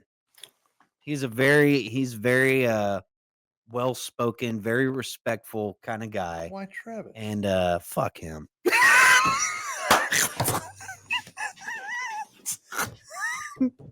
But see, we can joke about this kind of stuff because it's ridiculous on its face. It's like saying Mark is just he's just an awful He-Man woman hater. No, we all got, but anyway, this is interesting to me because honestly, I didn't know this, and this is something that as far as Middle Eastern politics and geopolitics and the whole history going all the way back, something I am learning about. But this one came up and I thought it was interesting. Iran's nuclear weapons program represents one of the most complex and controversial aspects of Middle Eastern security dynamics, developed in absolute secrecy during the 1950s and 60s. Israel's nuclear capability has remained shrouded in deliberate ambiguity for over 6 decades, creating unique challenges for international non-proliferation efforts and regional stability. The program's clandestine origins, sophisticated deception operations, and ongoing policy of nuclear opacity have generated sustained international controversy while fundamentally altering the strategic balance in the Middle East. Let's see here. You do know that the conspiracy theories about Israel, Mossad having playing a part in the assassination of JFK Jr. all stems from I heard this. About this. It stems from this. Yeah. So, It's and very I don't know enough And about it. I don't think it. I don't think they did. I really don't. I don't think. But this was a JFK Jr. I mean JFK. No, Yeah. JFK Jr. Yeah, the one that got shot. Dude, he went round and round with the Israelis. Well, apparently, yeah, and it was a point. ugly. It was a got- point of contention. Ooh. And the only thing I heard about it was there was a effort on JFK's part to register that lobby. It wasn't AIPAC then. I forget what the name of it, yeah. but and there was a lot of resistance to that. And then there's people that there's those crazy. They blame Jews for like everything. Like they are the Jews. They're everywhere. They're They're in my think bed. The Jews are in my bed. it's It's pretty weird. It's dude. a pretty. It's But weird. some is there some truth to it? I don't know. behind everything. There's always a There's little bit. there's probably going to be a little bit of truth to it, but I watched some pieces of a documentary yesterday that was pretty interesting in some of the groups leading up to JFK's death.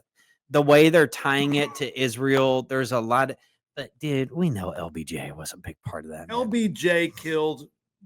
Now, does it mean that there wasn't multiple alignments? There wasn't multiple alignments with spread the blame around. As far as, hey, this works out for us, this works out for you. The thing is we're still in the dark about a lot of what happened there. Right.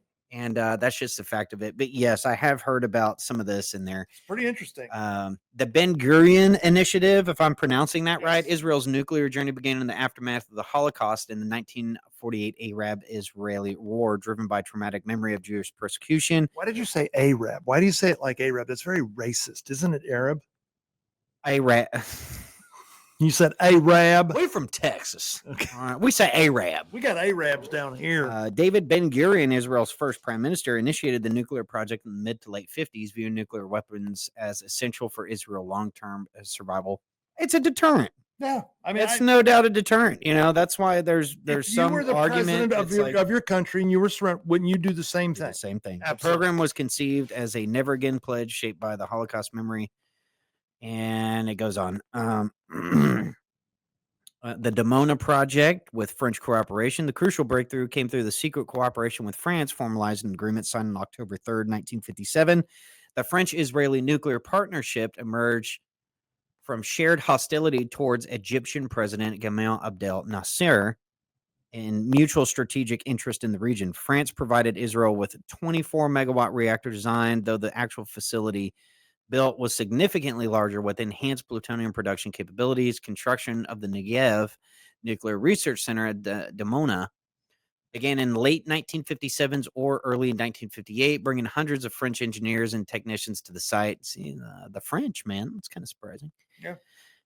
The project was conducted in near absolute secrecy, with even the Israeli Atomic Energy Commission largely kept in the dark about its true purpose. 6 of the 7 members of the commission resigned in protest, warning that the reactor was a precursor to political adventurism, which will unite the world against us. That's very interesting. Yeah. That's very interesting.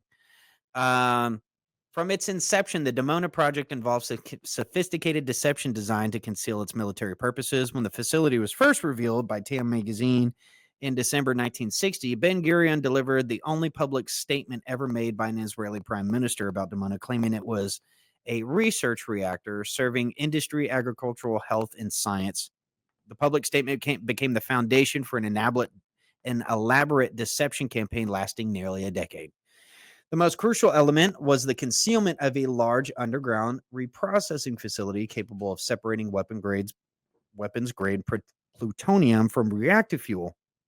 The 6-story underground plant remained hidden from U.S. inspectors throughout the 1960s through careful staging and camouflage operations. Ally. That's an ally doing that. Interesting. Amimut, am I saying that right? Israel's nuclear policy is characterized by a unique doctrine known as Amimut, Hebrew for deliberate ambiguity, under which Israel neither confirms nor denies possession of nuclear weapons. This policy is encapsulated in the official formula: Israel will not be the first country to introduce nuclear weapons to the Middle East. The ambiguity policy serves multiple strategic purposes: maintaining deterrent credibility without provoking regional arms races, avoiding international pressure for disarmament, and preventing domestic political debates about nuclear policy. Israel officials have consistently maintained this stance, with Benjamin Netanyahu reaffirming in 2011. That's our policy, not to be the first to introduce nuclear weapons into the Middle East. That's a bold strategy, brother. The Nixon-Mayer Agreement, the foundation of Israel's nuclear opacity, was solidified through a secret 1969 agreement between U.S. President Richard Nixon and Israeli Prime Minister Golda Meir.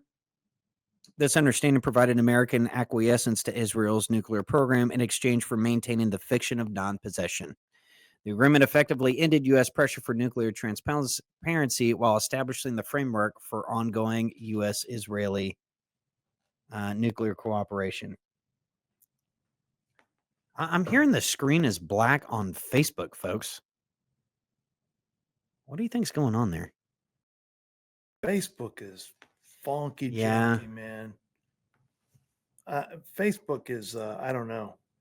But if you've not read the book, Sum of All Fears by Tom Clancy, it's a phenomenal book. I'm not going to go through the whole thing, but the premise is at the very beginning, terrorists got their hands on some fissile material, and it was from a bomb that was attached to an Israeli fighter, strike fighter, that was shot down in Arab territory, and the bomb was recovered, and that was what was used to plant a nuclear device in the United States. Anyway, Sum of All Fears, incredible book. It did turn into a movie, but the book is just so much better. But it is interesting, and there's history attached. And as in all of Clancy movies, the story is fiction, but all the data and everything around it is it's nonfiction. So it's very interesting. But this is a very interesting history in how Israel built their nuclear weapons program. Of course, it's all shrouded in mystery, but I do know that the relationship between Israel and the United States, while they were doing that, and when Kennedy was president, before he was assassinated, and it's not given much publicity anywhere because of AIPAC and some of these other things. I am telling you, that was a crazy time in our history. Man, this is insane. This is what it looks like on Facebook. But they can hear us. They can hear us, but they can't see us. Facebook is screwed. Well, what the hell's going on here, man? Don't worry. People need to go to Rumble. Hey, folks, just go to Rumble. Don't use Facebook. Yeah, we usually don't have any issue. Hang on, I'm going to go to the live stream on X and see what that looks like. Yeah, don't. Look, it's doing it there too. Well, Jesus Christ. And it's been like that for the whole show? For the whole show, man. Well, is it like that on Rumble? Let's see. We need a bat phone in the studio that we have 2 or 3 monitors that are watching the show, and when there's a problem, studio, It's doing it there too. It's across all our streams. It's black. Well, that's all right. Well, hey, keep talking here. I'm gonna reset the camera. Maybe okay. It'll work. Oh, it's not plugged in, bro. Yeah, it is. Oh, okay. I'm just kidding you. I just wanted to. Hey, but you know what? Listen. So what this show actually ended up being is this is a retro show. This goes back to my day of radio before the podcast, when you would. That's weird. Is that right?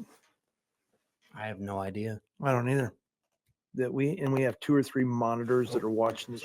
Oh, so there you go. That's an instant replay right there. But Travis has reset the camera. Folks, we do apologize. We are on a budget here. We're not Dude, high this dollar. is so infuriating. Why is it not working? I don't know. This is my biggest fear of if I ever tried to do So any much of this. for our short clips that you got to break down for this. Oh yeah. This absolutely drives me up the wall. Yeah. I'm sorry about that, bro. It's okay. It's a good thing that we're funny just by our voices. Do you want me to sing a song? That would make me feel really good. Would it really? Yeah. What the hell happened? I don't know. It's just the craziest thing. It's been going the whole show. Thank you for your patience, folks. We really do appreciate our audience, and you guys are patient and you've been loyal. And I'm hoping that maybe what is that? Okay. No, that's not. Look, it's completely blacked out. It's just blacked out. Nobody can see my pretty suit or nothing. Your pretty suit? My pretty suit. That sounded pretty damn gay, dude.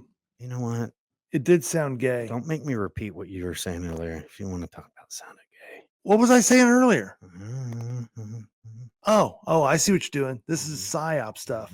This is the psyop stuff. So, folks, the reason why I know Travis is not anti-Semitic is that he is a member of Day. And I know he never wanted me to say anything, but he's an operative. And so anyway. Shut it. No, I'm just going to tell, dude, I'm dropping the bomb. Shut it down, man. Yeah. And so now you know, folks. Now I you can't know. believe the whole show has been I can't get the live feed scored up there, man. We really apologize for that, folks. That's weird because we had no idea on our end. I know. It's looks airing fine. here. It looks fine. We look good. Do you look good? We look good. Don't we look good? We look so good. Yeah, man. I took a shower Tuesday. Didn't really need one, but I went ahead and took one on Tuesday, Travis, just for today. Let me see if I can share. How's that grab you? Travis over here, this kind of stuff drives him.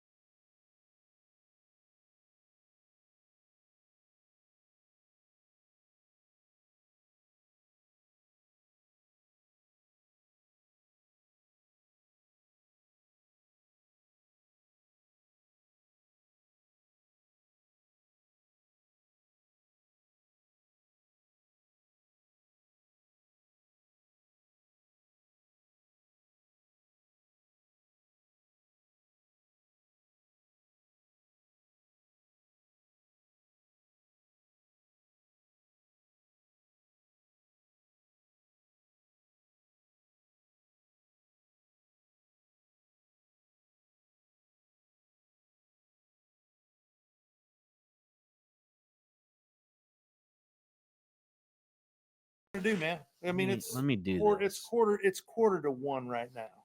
I deeply apologize, folks. Roger sucks. I will get this out today, folks. I'll get the recording. I should have a full studio recording that will show what we've been seeing on the screen, I believe. Correct, Travis? Yeah, sure. Are you depressed now? Are you gonna be a little bitch? I'm gonna cry. Are you really? Mm-hmm. Seriously, that's all it God. takes? All right, I'm on the Venunu revelations. Well, by God. Former technician at Dimona revealed extensive details about Israel's nuclear program to the British Sunday Times. Venunu's photographs and technical information provided the first comprehensive evidence of Israel's weapons production capabilities, including details about thermonuclear weapon development. Venunu was subsequently kidnapped by Mossad agents in Rome and secretly transported to Israel, where he was convicted of treason and espionage in a closed trial. He served 18 years in prison, including more than 11 years in solitary confinement. Could you imagine 11 years in solitary confinement? That's insane. He was Oh my God. He continues to face restrictions on his movement and speech. Amnesty International has designated Venunu a prisoner of conscience, calling for his unconditional release. Here's one of the most interesting ones to me. Deception of international inspectors. Newly declassified documents reveal the extent of Israel's deceptions operations during U.S. inspections of Dimona between 1961 and 1969. Despite 8 inspection visits, American teams failed to detect the underground reprocessing facility or evidence of weapons production. The deception involved weeks of preparation before each visit, camouflaging equipment and providing false explanations for reactor operations. The sophistication of these operations raises fundamental questions about the effectiveness of nuclear inspections and the ability of international monitors to detect clandestine weapons programs. A 1967 State Department intelligence report suggested that Israel had completed a separation plant at Dimona, but subsequent U.S. inspection teams categorically denied finding any evidence of reprocessing capabilities. Israel remains one of only 4 UN member states that have never signed the Nuclear Non-Proliferation Treaty, along with India, Pakistan, and South Sudan. This non-compliance creates significant challenges for global non-proliferation efforts and regional security arrangements.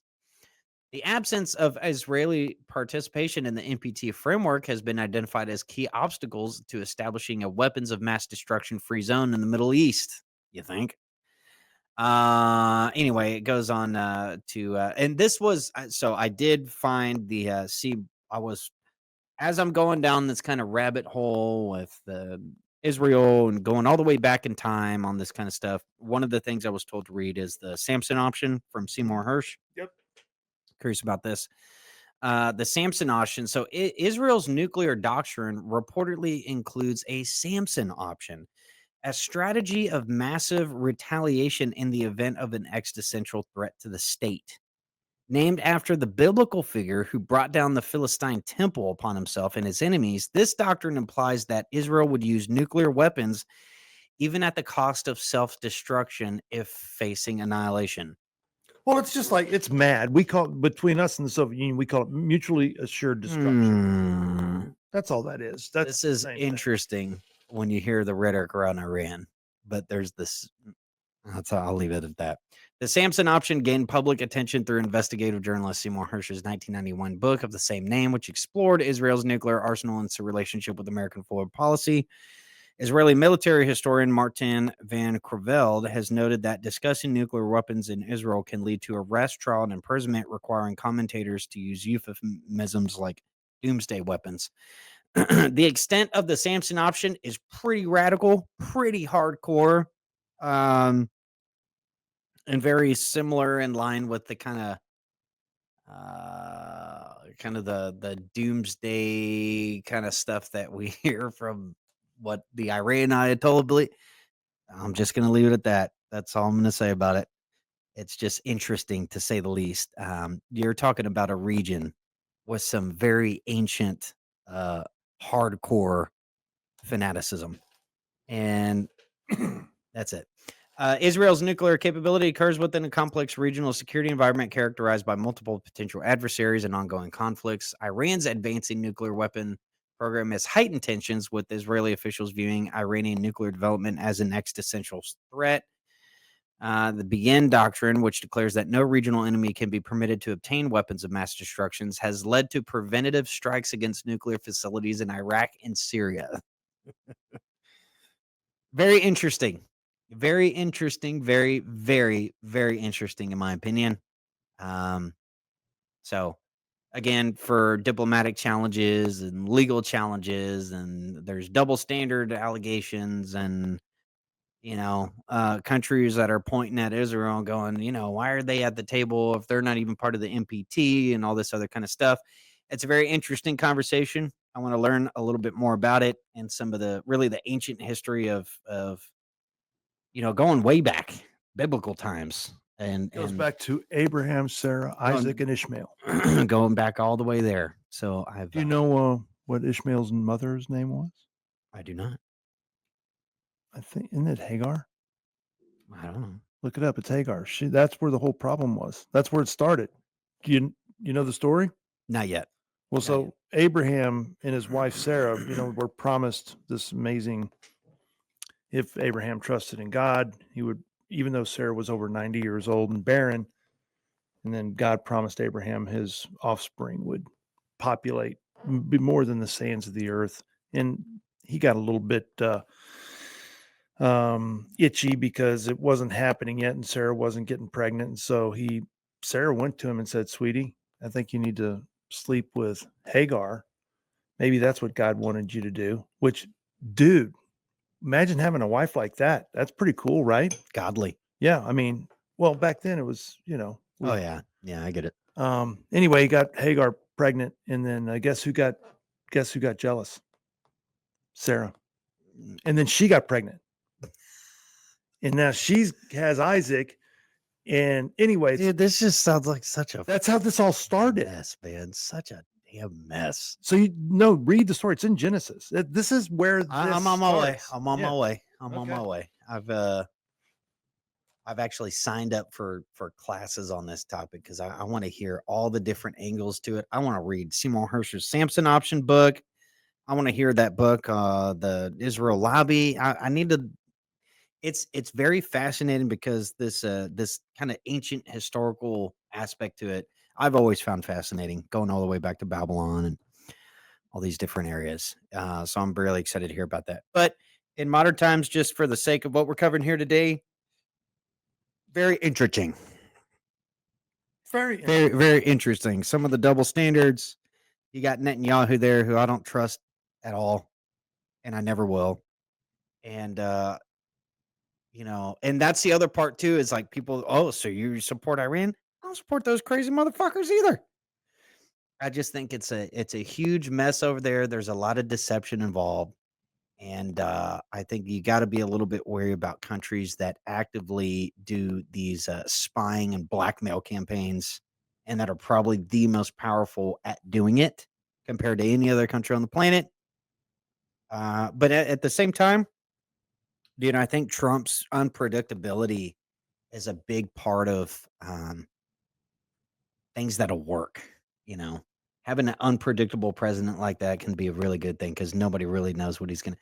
I got to say, man, I hope people can see this because that logo looks kick ass. I love the logo. It looks so good. You made that yourself. A lot of people don't know. I did. I handmade it. Yeah, he was a glass blower. He had that little flame coming up, and he was blowing the glass and like that, and he shaped that, and then he ran wires into it. Yeah, it blows the gas. I was blowing gas. Not out my ass. But I was blowing that gas. I do want to get to RFKs. So there was a big hoopla on the news about the overhaul of the CDC's vaccine advisory panel. The unprecedented dismissal and reconstitution of the Centers for Disease Control and Prevention Advisory's Committee on Immunization Practices by RFK represents one of the most controversial public health policy decisions in recent decades.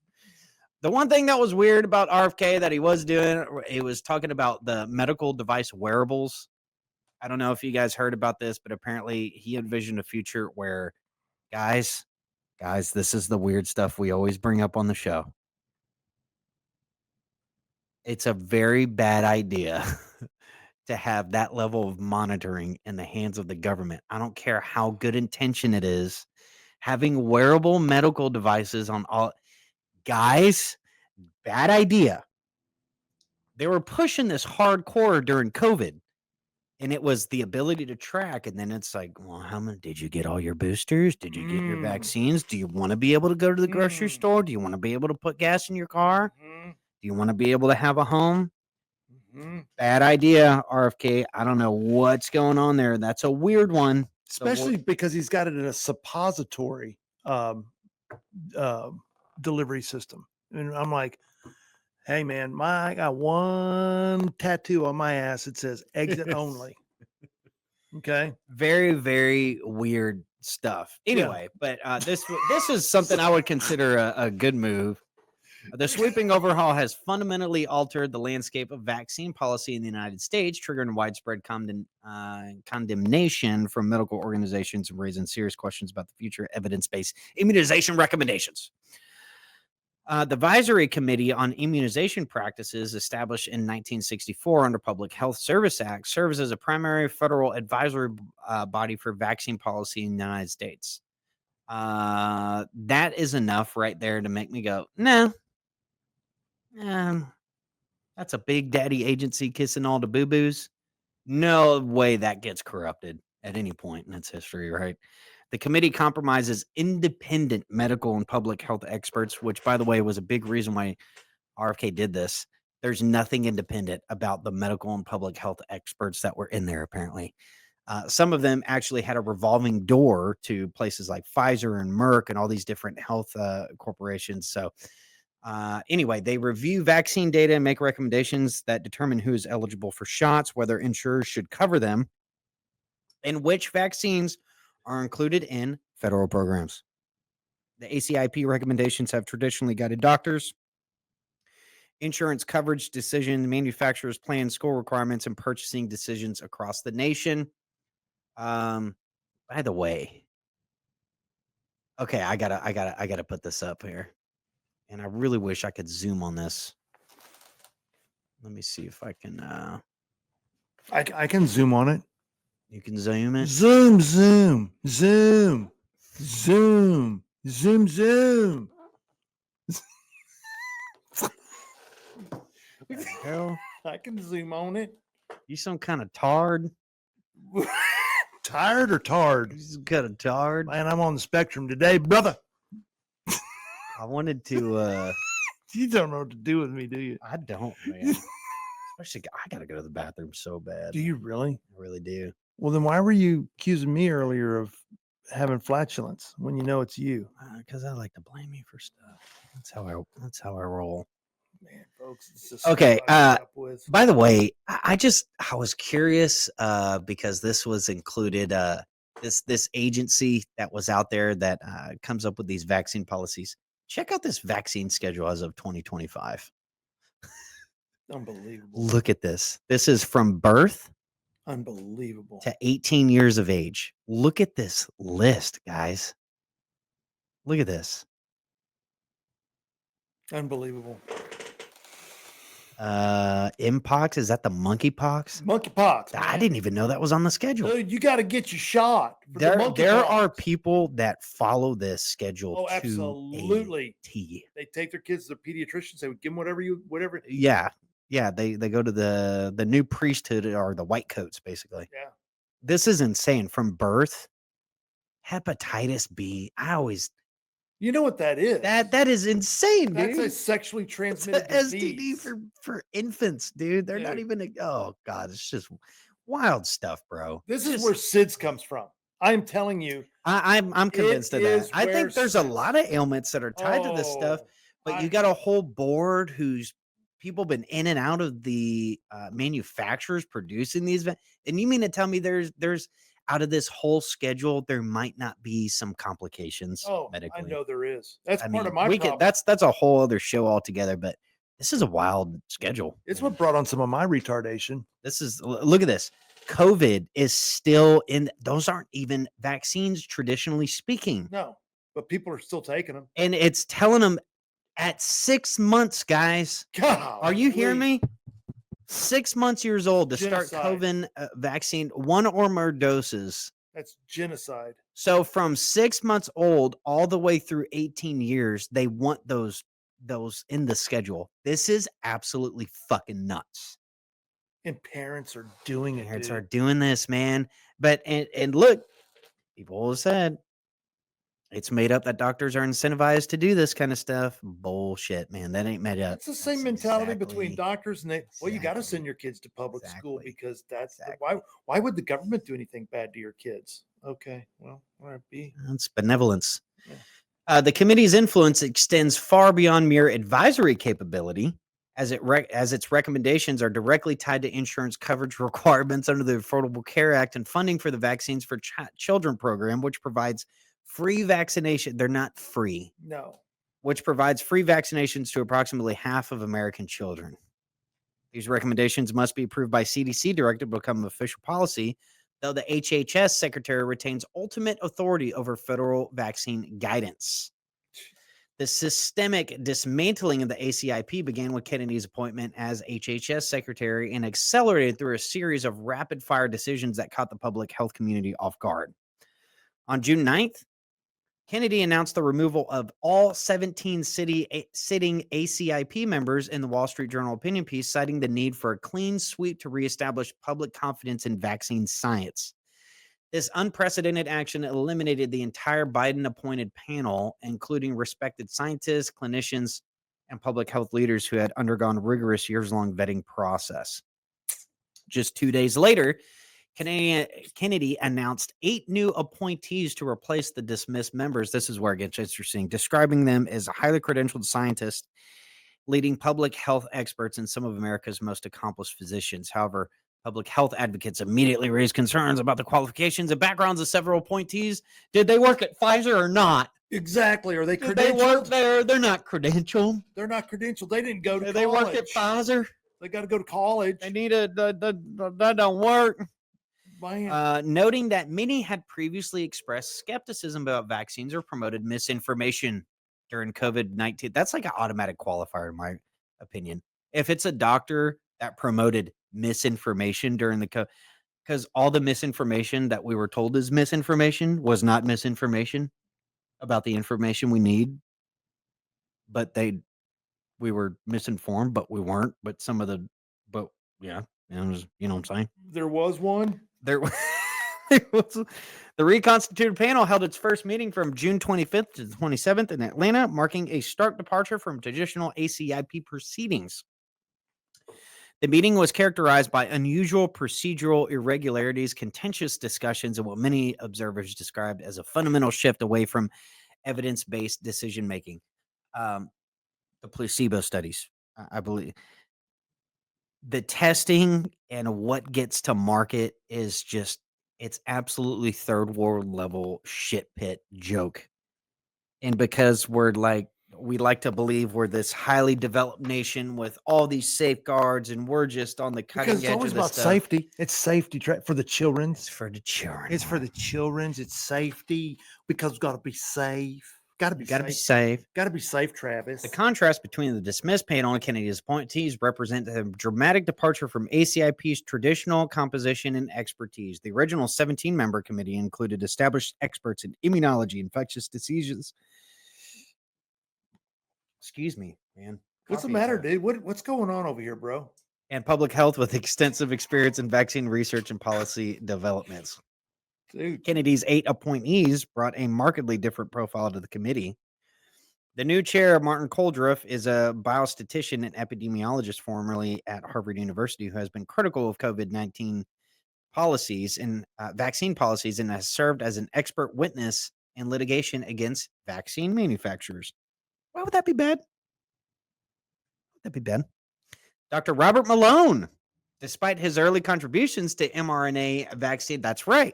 That's right. He's the one of the ones who founded mRNA vaccine technology, has been a vocal opponent of this stuff. Big time.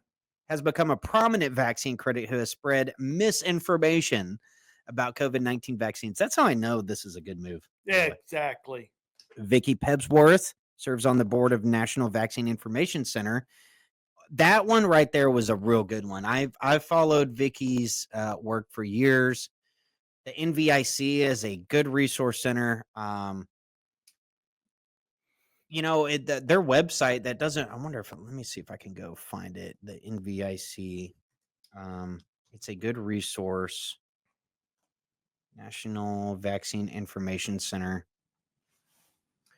If you go to their website, it's a they go through different. It's a very good resource if you're really curious about if the risks associated with certain vaccines and so forth, and um, a really good guideline. I'd highly recommend doing it. That's nvic.org. Nvic.org. I've seen her make the rounds on a couple interviews since I was a teenager. So I was really excited to see that she was brought on board there. So RFK Jr., man, besides the wearable thing, that's weird. But this is a good move, in my opinion. Other appointees include Dr. Joseph Hibble, a psychiatrist and neuroscientist, Retsev Levi, who has published non-peer-reviewed research critical of COVID-19 vaccines, because it's non-peer-reviewed because you can't get it peer-reviewed if it's against any of the data, the mainstream You data. can't get any peers to review it. Yeah. It's terrified. And of it. especially, hey, man, John Hopkins. Oh, wait a we second. all love. Oh, man. love us some John Hopkins. We call it JH. Dr. Cody Meisner, a pediatrician who had previously participated in ACIP deliberations. The reduced size of the committee from 17 to 8 members also represents a significant departure from traditional ACIP composition. So the first meeting basically demonstrated the new panel isn't just going to go along with the status quo. They're challenging established vaccine science and policy, apparently. Listen to how these are worded. The committee voted to recommend that Americans receive influenza vaccines that are free of thimerosal, a mercury-based preservative that has been used in vaccines for decades, and they say safely. Now, this is where it gets interesting, because a lot of the correlative data that people have tried to tie with vaccines and things like autism is studying the live virus and how it's formulated, but not the composition of the preservatives that are in it. Because a lot of people think that the thimerosal has a lot to do with the ailments, but the studies aren't on thimerosal being used. The studies on the live virus and the vaccine it's very interesting. So, yeah, that's right, folks. If you didn't know it, mercury is used in the vaccines when it's injected into your body. Oh, God. It's normal, though, especially for infants. So give your imagine giving an infant mercury. Dude, that's pretty evil sounding stuff, man. That is pretty wild stuff. Now, I do know there's some and I don't want to Joseph Mengele stuff, man.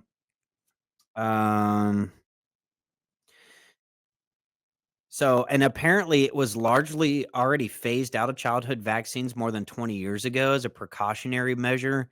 However, I know the panel basically went a little more hardcore on it because they're still seeing traces of it. It's like they phase out some of this stuff. It's just absolute. I'm very curious to see when they're phasing out the red dye 40. No, if that's really gonna, we'll measure that out a couple years from now. I ate a lot of paint chips when I was a kid. Lots.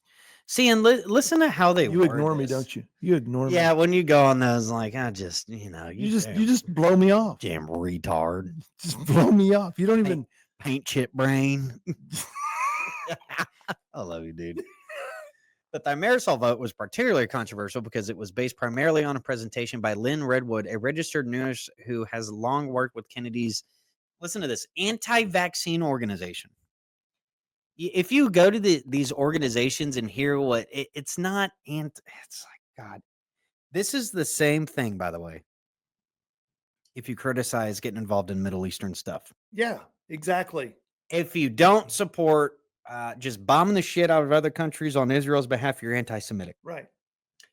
If you claim or you have a family member or someone direct knowledge to you that they're vaccine injured and now you're hesitant, you're anti-vaccine. Right.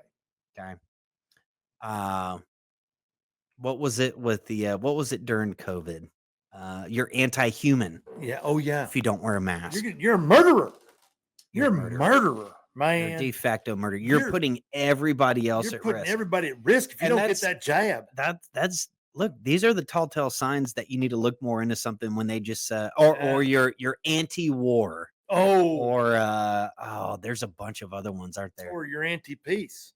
Anti-peace. Or you're anti-chicken fried steak. Oh, that's a bad one. That's a bad one. That's a bad one. Because I'm not anti-chicken fried steak, even though I can't eat it.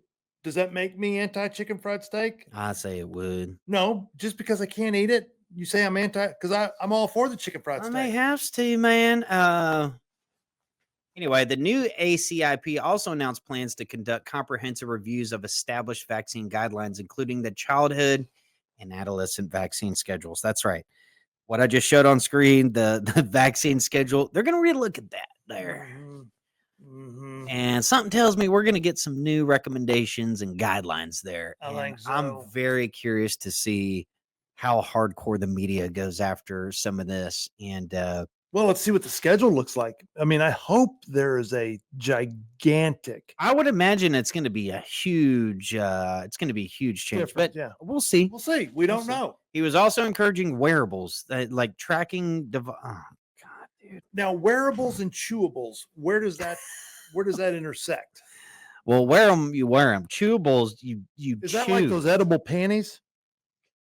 Where did I just hear a story about that? I don't know, but we're talking about wearables and edibles. Wait, hold on. I was just no, hold on. It was are you wearing some edibles? No. Oh, okay. I don't dude, listen. Smart. You're out there. Let me finish this damn story. Okay, go ahead, man. I want to hear about everybody wants to hear about your edible underwear. Coldorf announced the creation of 2 new work groups, one to evaluate the cumulative effects of vaccines on the recommended schedule, and another to examine vaccines that have been used for more than 7 years. These initiatives directly echo longstanding concerns raised by vaccine skeptics and anti-vaxxers about the safety of the current immunization schedule. Give me a break. And of course, the same organization, John Hopkins, people working for they're all circling the wagons around RFK, saying this is it's damaging scientific integrity. And it's creating an uncertain future for vaccine policy. And, it's interesting to say the least. So we'll see what happens there. All right, let's shift gears and let's go over to New York. New York City. Man, get the fuck out of here. Get out of here. Is AOC from the Bronx or isn't she? You know what I'm saying? You want to see here, let's take a look at y'all tell me what y'all think of New York here. Let's just walk down the park here, dude. This is fucking nuts. Bunch of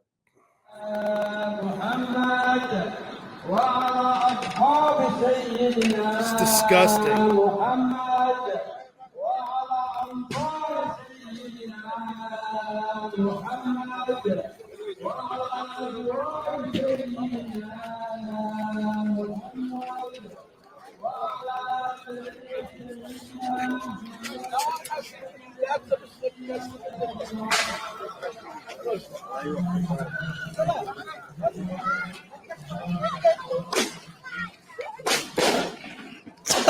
Dude, what a fucking zoo.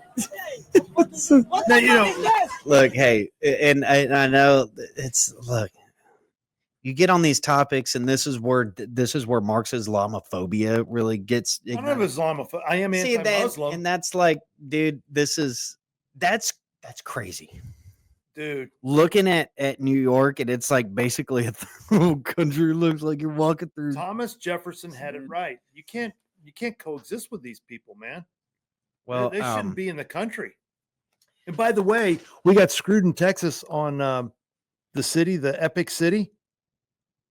Epic city, the Muslim city they're putting in north of Dallas. It's a whole. I saw that.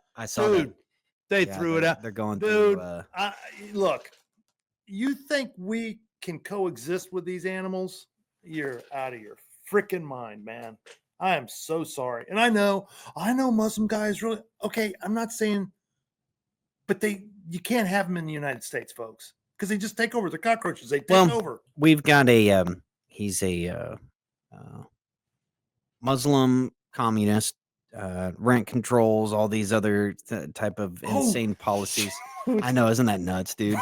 What's going on there? I meant to show that when we were on the segment about the ocean. Oh my God! What? Okay, wait a second. What is going on there? I'll get back to that. But You know you can't just- show me shit like I know. this. Well, I do want to shift All right, I'm gears to it. sorry. Go ahead, dude. Because it's in New York City. I mean, are we really surprised? I mean, No. see, and that's the other thing too. It's not, we harp on about illegal immigration. Now, apparently, there's some major headway in Trump's immigration policies. We're now this is the lowest immigration numbers that we've seen. We're illegal. We've got a whole nother problem. We've got see Legal that's the point I'm immigration. getting to is like you're seeing these areas that are just getting, we're importing all these foreigners from all these different cultures into these urban areas like New York City. Let's be to a the little point, more specific. What cultures exactly are you talking Muslim cultures, and Central Asia, all these kinds of things, and non-Christian, and it's not like we bring them in here and they're looking for, they're waving American flags and they're just trying to integrate within no, it's not what they're doing. No. And one of the best examples is Ilhan Omar over there in up in Minnesota, up in Little Somalia. Yeah. That's getting bigger. Who she admitted, one of her main emphasis is, and running for those Congress is to help Somalia. I mean, it's nothing to do with the country itself that you're living in, and it's some pretty wild stuff. And anyway, show some video, Mall of America. Just show some current video of Mall of America. It may still be the largest mall in the world. I was there some years ago, and it didn't look anything. It is a shit hole today. It is disgusting. And today, he's one of 10 businesses making his debut inside the Mall of America. In the store, I wanted to kick it off with this collection that was empowering, being able to, inspire people to say, strive for today so that your future may be, glorious. MOA added the new tenants to its collection of more than 500 businesses. It's an effort to include a diverse array of shops. We have brands that are diversity, opening multiple locations, but then we have a lot of local brands and initiatives that come from either our Community Commons initiative or our local brands that just want to get involved, like in Mall of America, like Juicebox, who is a juice company that just opened up recently here on North. Yeah, I know that's not the anyway. There's oh no, they said diversity they said of stores. Diversity. Yeah, that's all you got to hear, folks. Diversity destroys everything. But my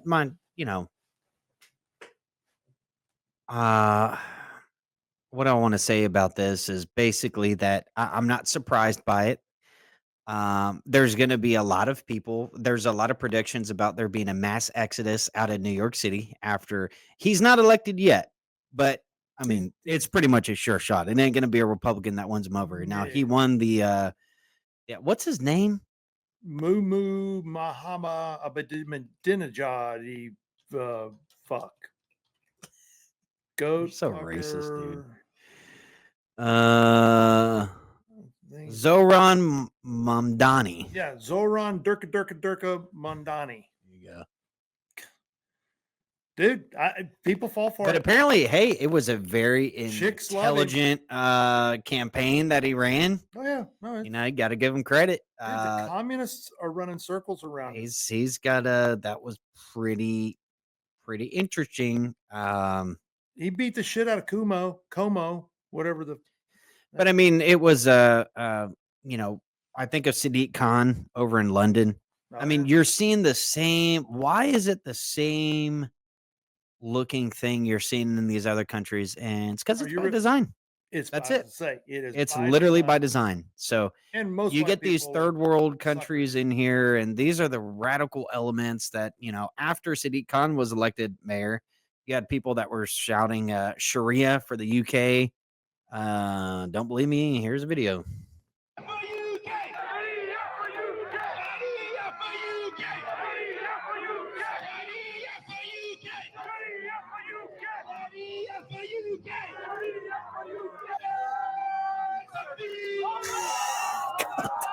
That's لا إله إلا الله محمد رسول الله لا إله Yeah. So Western Christian nations have got to go. That's basically the message. And, you want to do these pride flags and all these waves and stuff. Just wait until your country looks It's like all one of feminine these, energy man. that It allows is. us. It is. It's all And feminine energy. look, a lot of It's the not men. they pan the crowd of people that were cheering, and it's a lot of white women, of It's course. women and effeminate But males. the guys that were in there, they're like they're just anyway going about it. So we'll see what unfolds in New York as that comes about. But it's very telling in ground zero for 9/11 are elected. That's hey man, we'll see how that goes. Anyway, this was interesting. There's a manhunt underway for possible hate crime charges against teens who tore LGBTQ flags. That's right, folks. Potential felony federal charges for this are underway for these teens that went on the Pride sidewalks and tore up. So let me get this straight, right? Just so we're all paying attention here. These kids are ripping up these Pride flags. There's a manhunt underway for these kids. But they should have just burned an American flag. Yeah, that's no problem with that. Folks, that's wild as hell. Yeah. So they've caught them. You've got people you can, and even the Supreme Court found that you can burn burning the American flag is an expression of, but if you burn that flag, the quintessential flag of the modern day debasement movement, the must be agenda. Remember when I kept talking about must be agendas? Felonies for these kids that are tearing this flag apart. That is absolutely wild as hell. That's pretty terrifying. And the message is very clear. Basically, America's got to go. There's no room for America in the new world order. That's right. So it's got to go, and you got to worship the flag of pride.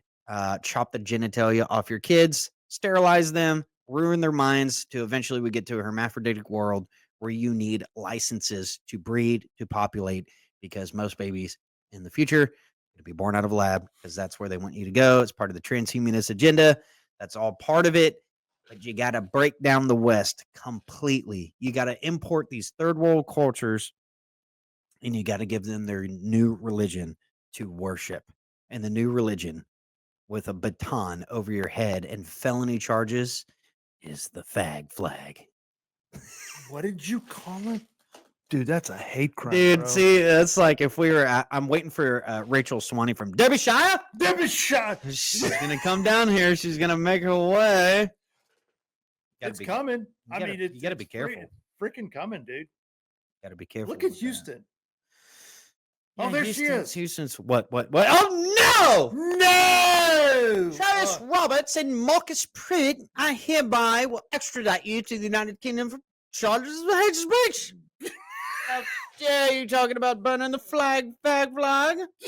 You used unquintessential terminology for the gays, the lesbians. You're probably anti-Semitic too, and you have Islamophobia. You are hereby charged £500 million. Henceforth, immediately, you will be in permanent isolation for 11 years. Thank you. It's forth and forthwith. They literally arrest people over there for speaking out. I'm not even kidding. Well, it's coming here. We just saw it, dude. They arrested those kids for. It's here in the United States. Yeah, it's already here because they're doing it under the hate speech laws, and that's what it's all been about. It's hate speech laws are not meant to protect anybody. It's meant to use a battering ram and a use of force against these movements. Right. You can't speak out about it. Don't you dare burn the flag. Burn any other flag, especially the American one. They don't like that. They'll hunt you down. Worship the gay flag and attend your artistic events. Wait a second. This Back is now up to Greenie. Now, is that what? These are our modern day fashion shows. Dolly Toth hereby approves of this message There's something angelic about a green devilish goblin and titties hanging out, and probably got a penis swinging between the legs. This is modern day fashion. This is all part and parcel of the long-term agenda to absolutely knock humanity off its pedestal, worship the ugly, the deranged, worship the and feminine, the psychotic Luciferian agenda. You get the message yet? You see where we're getting at? This is what you're supposed to worship, Marcus. Don't you dare congregate at church. Worship the God. That's. I feel like I'm putting out the. I feel like I'm there. That was Parish Fashion Week. God, dude. You can't make up where this stuff is going. Okay, Mark wanted to see this video, so I do got to see it. But before I do, here, I got to show you some more stuff, Mark. You're going to like this one. Okay. President does not have the fucking right to declare war, and Iran absolutely has the right to fucking defend itself. Iran has been saying for decades that if America ever attacks them, all of our assets in the region are fucking bye-bye, baby. America is going to lose this war again, pathetically. The question is just how many fucking lives, how much suffering, and how much damage to the global economy is going to happen in the. Okay, what is that? I don't know. That's a good question. What is that? Is that can we call that a ladybug? Dude, imagine getting that wound up over another. Dude, there's a huge to just hate everything about the West. To hate everything about the West, right? Exactly. That's be specific. They hate America. Let's check out this soy boy. They're the enemy. Happy, MAGA? You happy? You happy? You happy? You voted for the criminal? Because now he's a war criminal too. He just, without provocation, attacked a foreign nation without congressional approval too. By the way, something that I'm pretty sure is illegal. But he attacked a foreign nation without provocation, which does make him a war criminal now. And you voted him in. And he says in his little truthiness thing that he's got that he wants peace now. You think there's going to be peace when he attacked a foreign country without provocation? He's a little light in the loafers. Why is it the commies are always? I feel like he's got a jar opener for his bottles of soy milk in his fridge. Oh no doubt about it. Lots of girl power. Strong. And again, the most irritating about the foreign policy of non-intervention versus the hardcore interventionalists is like there's no consistency on the left, because when it's their person in there, it's like not a big deal. But when it's just so inconsistent. It's the only consistent thing about it. Here's another example about I want you to listen to this and tell me your thoughts. Don't read this. But when we're talking about how you gotta hate the American culture and all this kind of stuff and out with the old and with the new, listen to this interaction on a WNBA broadcast. So they disagree with you. They do, and I disagree with them, and that's fine. That's what makes America great, right, Pantmore?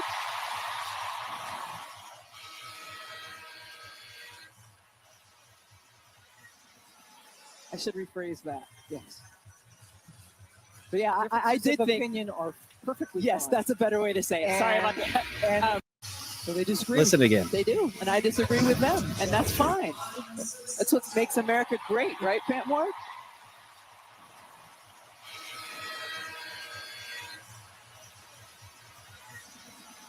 I should rephrase that. Yes. But yeah, I did think opinion are perfectly. Yes, fine. That's a better I should rephrase that. God, you can't even. It's the self-policing, the thought policing. 1984, bro. Absolutely wild, dude. You can't even say like having disagreements is what makes America, because that's too close to. It could be Trump. Sounds like the fascist talk. Sound like the fascists are out there to get us, man. Sounds like the fascist talks. The fascists are coming to get us. Hey, girl. Hey, sister power. It's sister. It's sister power. It's sister power. Let's see here. We got to avoid that Trump stuff because he hates women. So Democrats are continuing their bold strategies. They already spent most of the year bombing Tesla facilities. Now they're on to doxing ICE agents. Let's take a listen. It's done. They've done it. What the hell They've happened to done her? You need to run your little fingers up to whatever search bar. We're here. Put icelist.info. Icelist.info. Since masks are illegal in this country, your icy ice cubes have been melted and revealed for exactly who they are. Their faces, their info, all of it sitting right up on icelist.info. Y'all thought that you could hide and commit like human trafficking, grape, smexmomo assault, kidnapping, Schmexmomo? physical assault, the fuck is violate the this? law, What are we and just watching? stay masked up? No. There's more of us than you. Remember that. There's more of us than you. So, icelist.info. Come back to the comments and thank me later. But if you have videos, like you took videos of these icy cubes doing shit in their masks, you can post it to this site. If you have information where you've been able to unmask the ice cubes, you can put it on this site. So, yes, icylist.info. So absolutely, and again, What's white, going on with her eye? liberal. I just want to know. And that tooth thing that You want to build a bridge to peace. You Build do it it between the between gap of her teeth. That's where you start, dude. But imagine, like, dude, this is wild to me. These, it's always a white liberal female. Females, dude. But getting excited over public information for ICE officers, obviously advocating for doxing them and hurting them. There's a lot more of us than there are with you. So openly advocating for violently provoking I'm taking these that. agents. I'm feeling provoked, Travis. I feel Are like you I need to feeling defend. provoked? I feel like I need to defend myself. Yeah. Yeah. So what do we do about that? Are we able to defend ourselves? Yeah, man. I just it's pretty wild stuff. Okay, let's go through some of this other stuff. An overmate wait. Let me try that again. It's easy for you to say. Okay, get some of that blue going. Look how blue that is, folks. That is so blue. It's like dark indigo. Overweight man wearing a Garfield shirt gets dragged off a plane after demanding he get an emergency exit seat due to his weight. This is the definition of a man-child, reports Colin Rugg. The man was reportedly from the UK and threw a tantrum on his flight departing Bangkok when flight attendants refused his request. Is he a disgusting fat body? Yes. He's a disgusting Authorities fat body. then entered the plane, which prompted the man to lie in the middle of the aisle, forcing them to drag him off. The plane was delayed for an hour due to the incident. Let's take a look. He's just laying there. Dude, my toddler boy does that when he doesn't want to do something. He just lays down. Look, he's recording himself. What a fat idiot. Look, when you said apologize is the first thing I did. Don't forget that.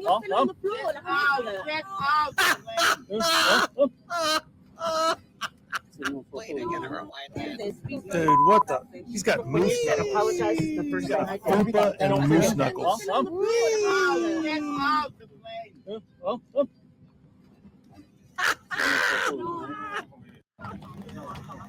Dude, what is with full-grown men? They're not men. That That's an effeminate male. that is a fupa boy. Yeah, that's a post-pubescent boy is what that is. Okay, so I hate to break it to Gene Roddenberry, the creator of Star Trek. For those of you that are nerds and follow Star Trek and kind of worship it and do all that kind of weird What's the matter with Star Trek? Well, here's the creator. I like Darth Vader. You be me too, man. Man, I love that Han Solo. Star Lord Siths. Listen, you know what Han Solo is another term for? Self-gratification.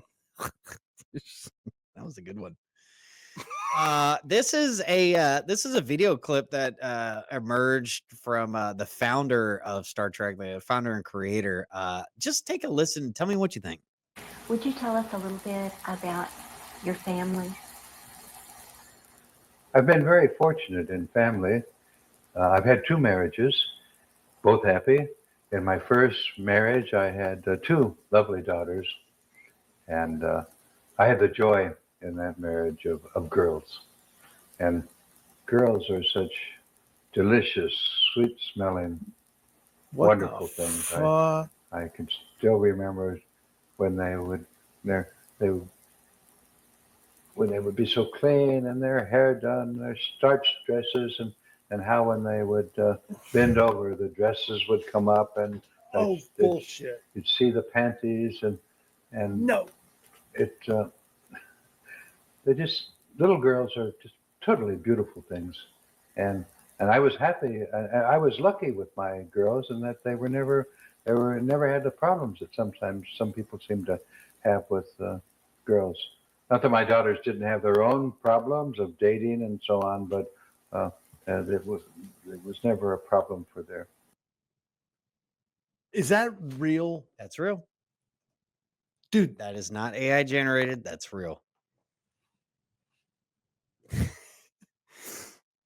What? That guy came up with a Wookiee? He came up with the Spocks or whatever. Oh, you're talking about Star Trek. Yeah, that's Star Trek. Well, make it clear next time. Dude, was that not the most? That was almost creepy. as bad as remember we went through when we did that is horrible. When we did the episode on oh yeah, which one? And she went on the Phil Donahue show, and the dude was like, "This is absolutely delicious." He was one of the proponents for Alfred Kinsey. Yeah, Kinsey. Same energy, bro. That's just imagine being the reporter in that chair. Like, well, you're probably walking away from that interview going, "What the hell did just happen?" That is so what just sick, happened? Man. Pretty wild stuff. Tampa Bay Rays Wander Franco found guilty of sexually abusing a minor after getting approval from the child's mother. This is the next news story I had on here. What the hell? What'd you do? I don't know. What do you do? Travis? What are you doing? Just leave me alone. What are you doing, Travis? Prosecutors say the girl's mother was paid tens of thousands of dollars. Listen to this.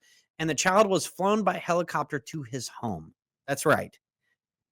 This what happened to my audio? This baseball player was paid a mom to have sex with his underage daughter. Well, really rape her. Franco will avoid spending any more time in jail as long as he meets certain conditions that were given to him by the Dominican judge, according to Reuters. What the hell is happening? You probably came unplugged, bro. The girl's mother was served a hefty 10-year prison sentence after being convicted of child sex trafficking in the Dominican Republic. The relationship took place in the Dominican Republic when the girl was only 14 years old.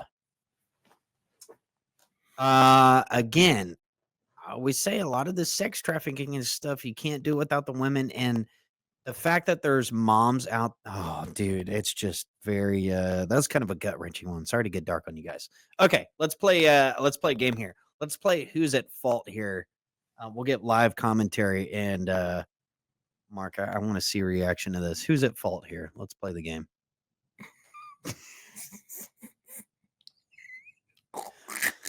Who's at fault here? Okay. Let's let there we go. Train's coming in it. Okay. Yeah, let's get out. Yeah, let's do that. I can tell by the run. Oh my God. I know what that is. Okay. I think I can probably identify the gender and the nationality. Let's play no doubt about it. But I'm gonna say this guy's definitely at fault here because look, why is he at fault? Look, he clearly shoved the car in the trash. Oh no, back it up. I'm not seeing what you're seeing. He shoved the car. Look. Oh, he hit the. Okay. Look, the bag's damaged. Okay, so he hit the. But see, that's why Mark's part of the He-Man woman. You just want to blame the woman. She just needed to pull forward. I know. Why did she pull forward? Dude, she just needed to pull forward because if you went forward, you could find a way around it. You know the train's on this track, and she just gets out. Dude, oh my god! She panicked and she just all kinds of ways that could have went down, but pretty incredible stuff right there. All right, you wanted to see that video? Where is it? This was meant to be for our Open Ocean segment, so let me see if I can find it again. Are you serious? It's absolutely a wild video. Are you serious? You're doing open. Oh, that one right there. Yeah. God, this one gives me chills, man. Over here. Look at this. Where is it? Oh yeah. See the fin? Well, is that a dolphin or is that a shark? I don't know, man. That looked like a porpoise. You're not going to see any more really from this, but dude, if that were me, I would be freaking out trying to jump in that boat. He's out there slaloming, so he's like a top water lure. He's like a top. That's right. Yeah, he's a top water lure, man. Yeah, absolutely. He's still hanging off. They're not pulling him in. No, dude, he just recording him. What kind of friend is that, man? It's a good friend. Be pushing him back out in the water. Yeah, why are you going to do water skiing out in the open ocean? There's the fin popped up again. Has he not seen Jaws 3? I don't think that's a dolphin. No, that's a porpoise when it does that. Oh, is it? Yeah, it's a porpoise. Okay. Still, that would scare the shit out of me. The porpoise is just out there wanting to play with you, Travis. Is that their purpose? Yeah, they just a purposeful porpoise. What? Nothing like the purple porpoises. Oh man. Okay. All right. You brought porpoise into this, bro. Okay. Let's free Willy. Mark. What? All right, let me see if I have any more save videos that I wanted to put in here. Oh my god.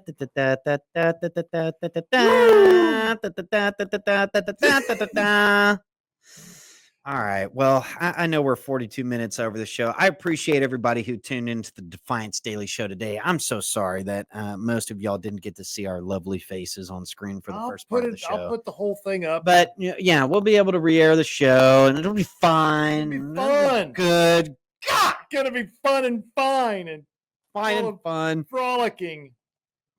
But I really appreciate everybody tuning in. It means a lot. Again, our viewership is steadily increasing, and that's due to your support and you spreading the word about our show. And we hope we got to entertain you today, even though you had to listen mostly audio there. But really, really thankful for your support and everybody tuning in. I'm sorry that Facebook's weird. Some of you guys, I still get messages while we're on that the live stream goes in and out and in and out. Watch us on Rumble. Watch us on Rumble. X. Yeah. Look up the Defiance Daily Show on Rumble, and you will find us, or go to @Defiance Press. That's a way to find us. Without your support, none of this is possible. Also, be sure to support our authors. It means the world to us, not only for them and for their success, but in turn, it helps the team here at Defiance Press and Publishing. And we really, really appreciate everybody tuning in. Next week is July 4th. Everybody be safe out there. And I do want to remind everybody that none of this would be possible without the man, the myth, the legend. That is my pops, David Thomas Roberts. Amen, I brother. love you, Dad. And we carry on here, and it's we got the anniversary of his death around the corner, and needless to say, I've been thinking about it a lot, and it's definitely been a factor in some of my some of the challenges this week. But I love you, Dad, and we're happy to see this continue, and hoping I'm making you proud, especially with some of the shenanigans we got here going on the show here. But it means a lot to be next to Mark over here, family friend and a close friend of my dad's for years on end. So it's a dream to be. Thank you, Mark. It's And not only a privilege. Thanks to everybody on the Defiance team, Kelly, Lisa. Shout out to you guys for everything that you do, and thanks to everybody involved in watching the show and supporting us and sending kind messages. It means the world to us. So with that said, again, I apologize for the beginning of the show. We'll make sure Roger sticks around, and maybe we'll introduce him next time. Just throw a fat tomato in his face and allow the comments in the crowds to say their piece about him as well. But with that, we will bid you adieu. Mark? Bid you adieu. God bless everyone. Have a safe weekend. Thank you for tuning in. And please like and share. We really would. And then share our show with your friends and family. We really appreciate that. Thank you so much. Share the broadcast, spread the word, and remember, folks, stay reliable, stay humble, and stay on guard. Always stay vigilant. And thanks again for tuning into the show. We will be back next week. Why don't we go out with our song and hope it plays on the week of Middle East intervention. We'll end the segment with the song. Enjoy. Bam, bam, bam, bam, bam, Iran. Bam, bam, bam, bam, bam, Iran. Bam, bam, bam, bam, bam, Iran. Bam, bam, bam, bam, bam, Iran. What country's got a feeling really interested in Bam, Iran. Bam, bam, bam, bam, Iran. Went to a mosque, gonna throw some rocks.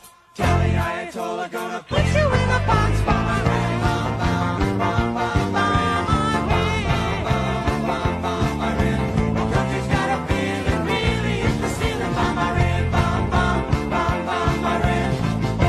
Sam's getting pretty hot. Time to turn Iran into a parking lot. Bam, Iran.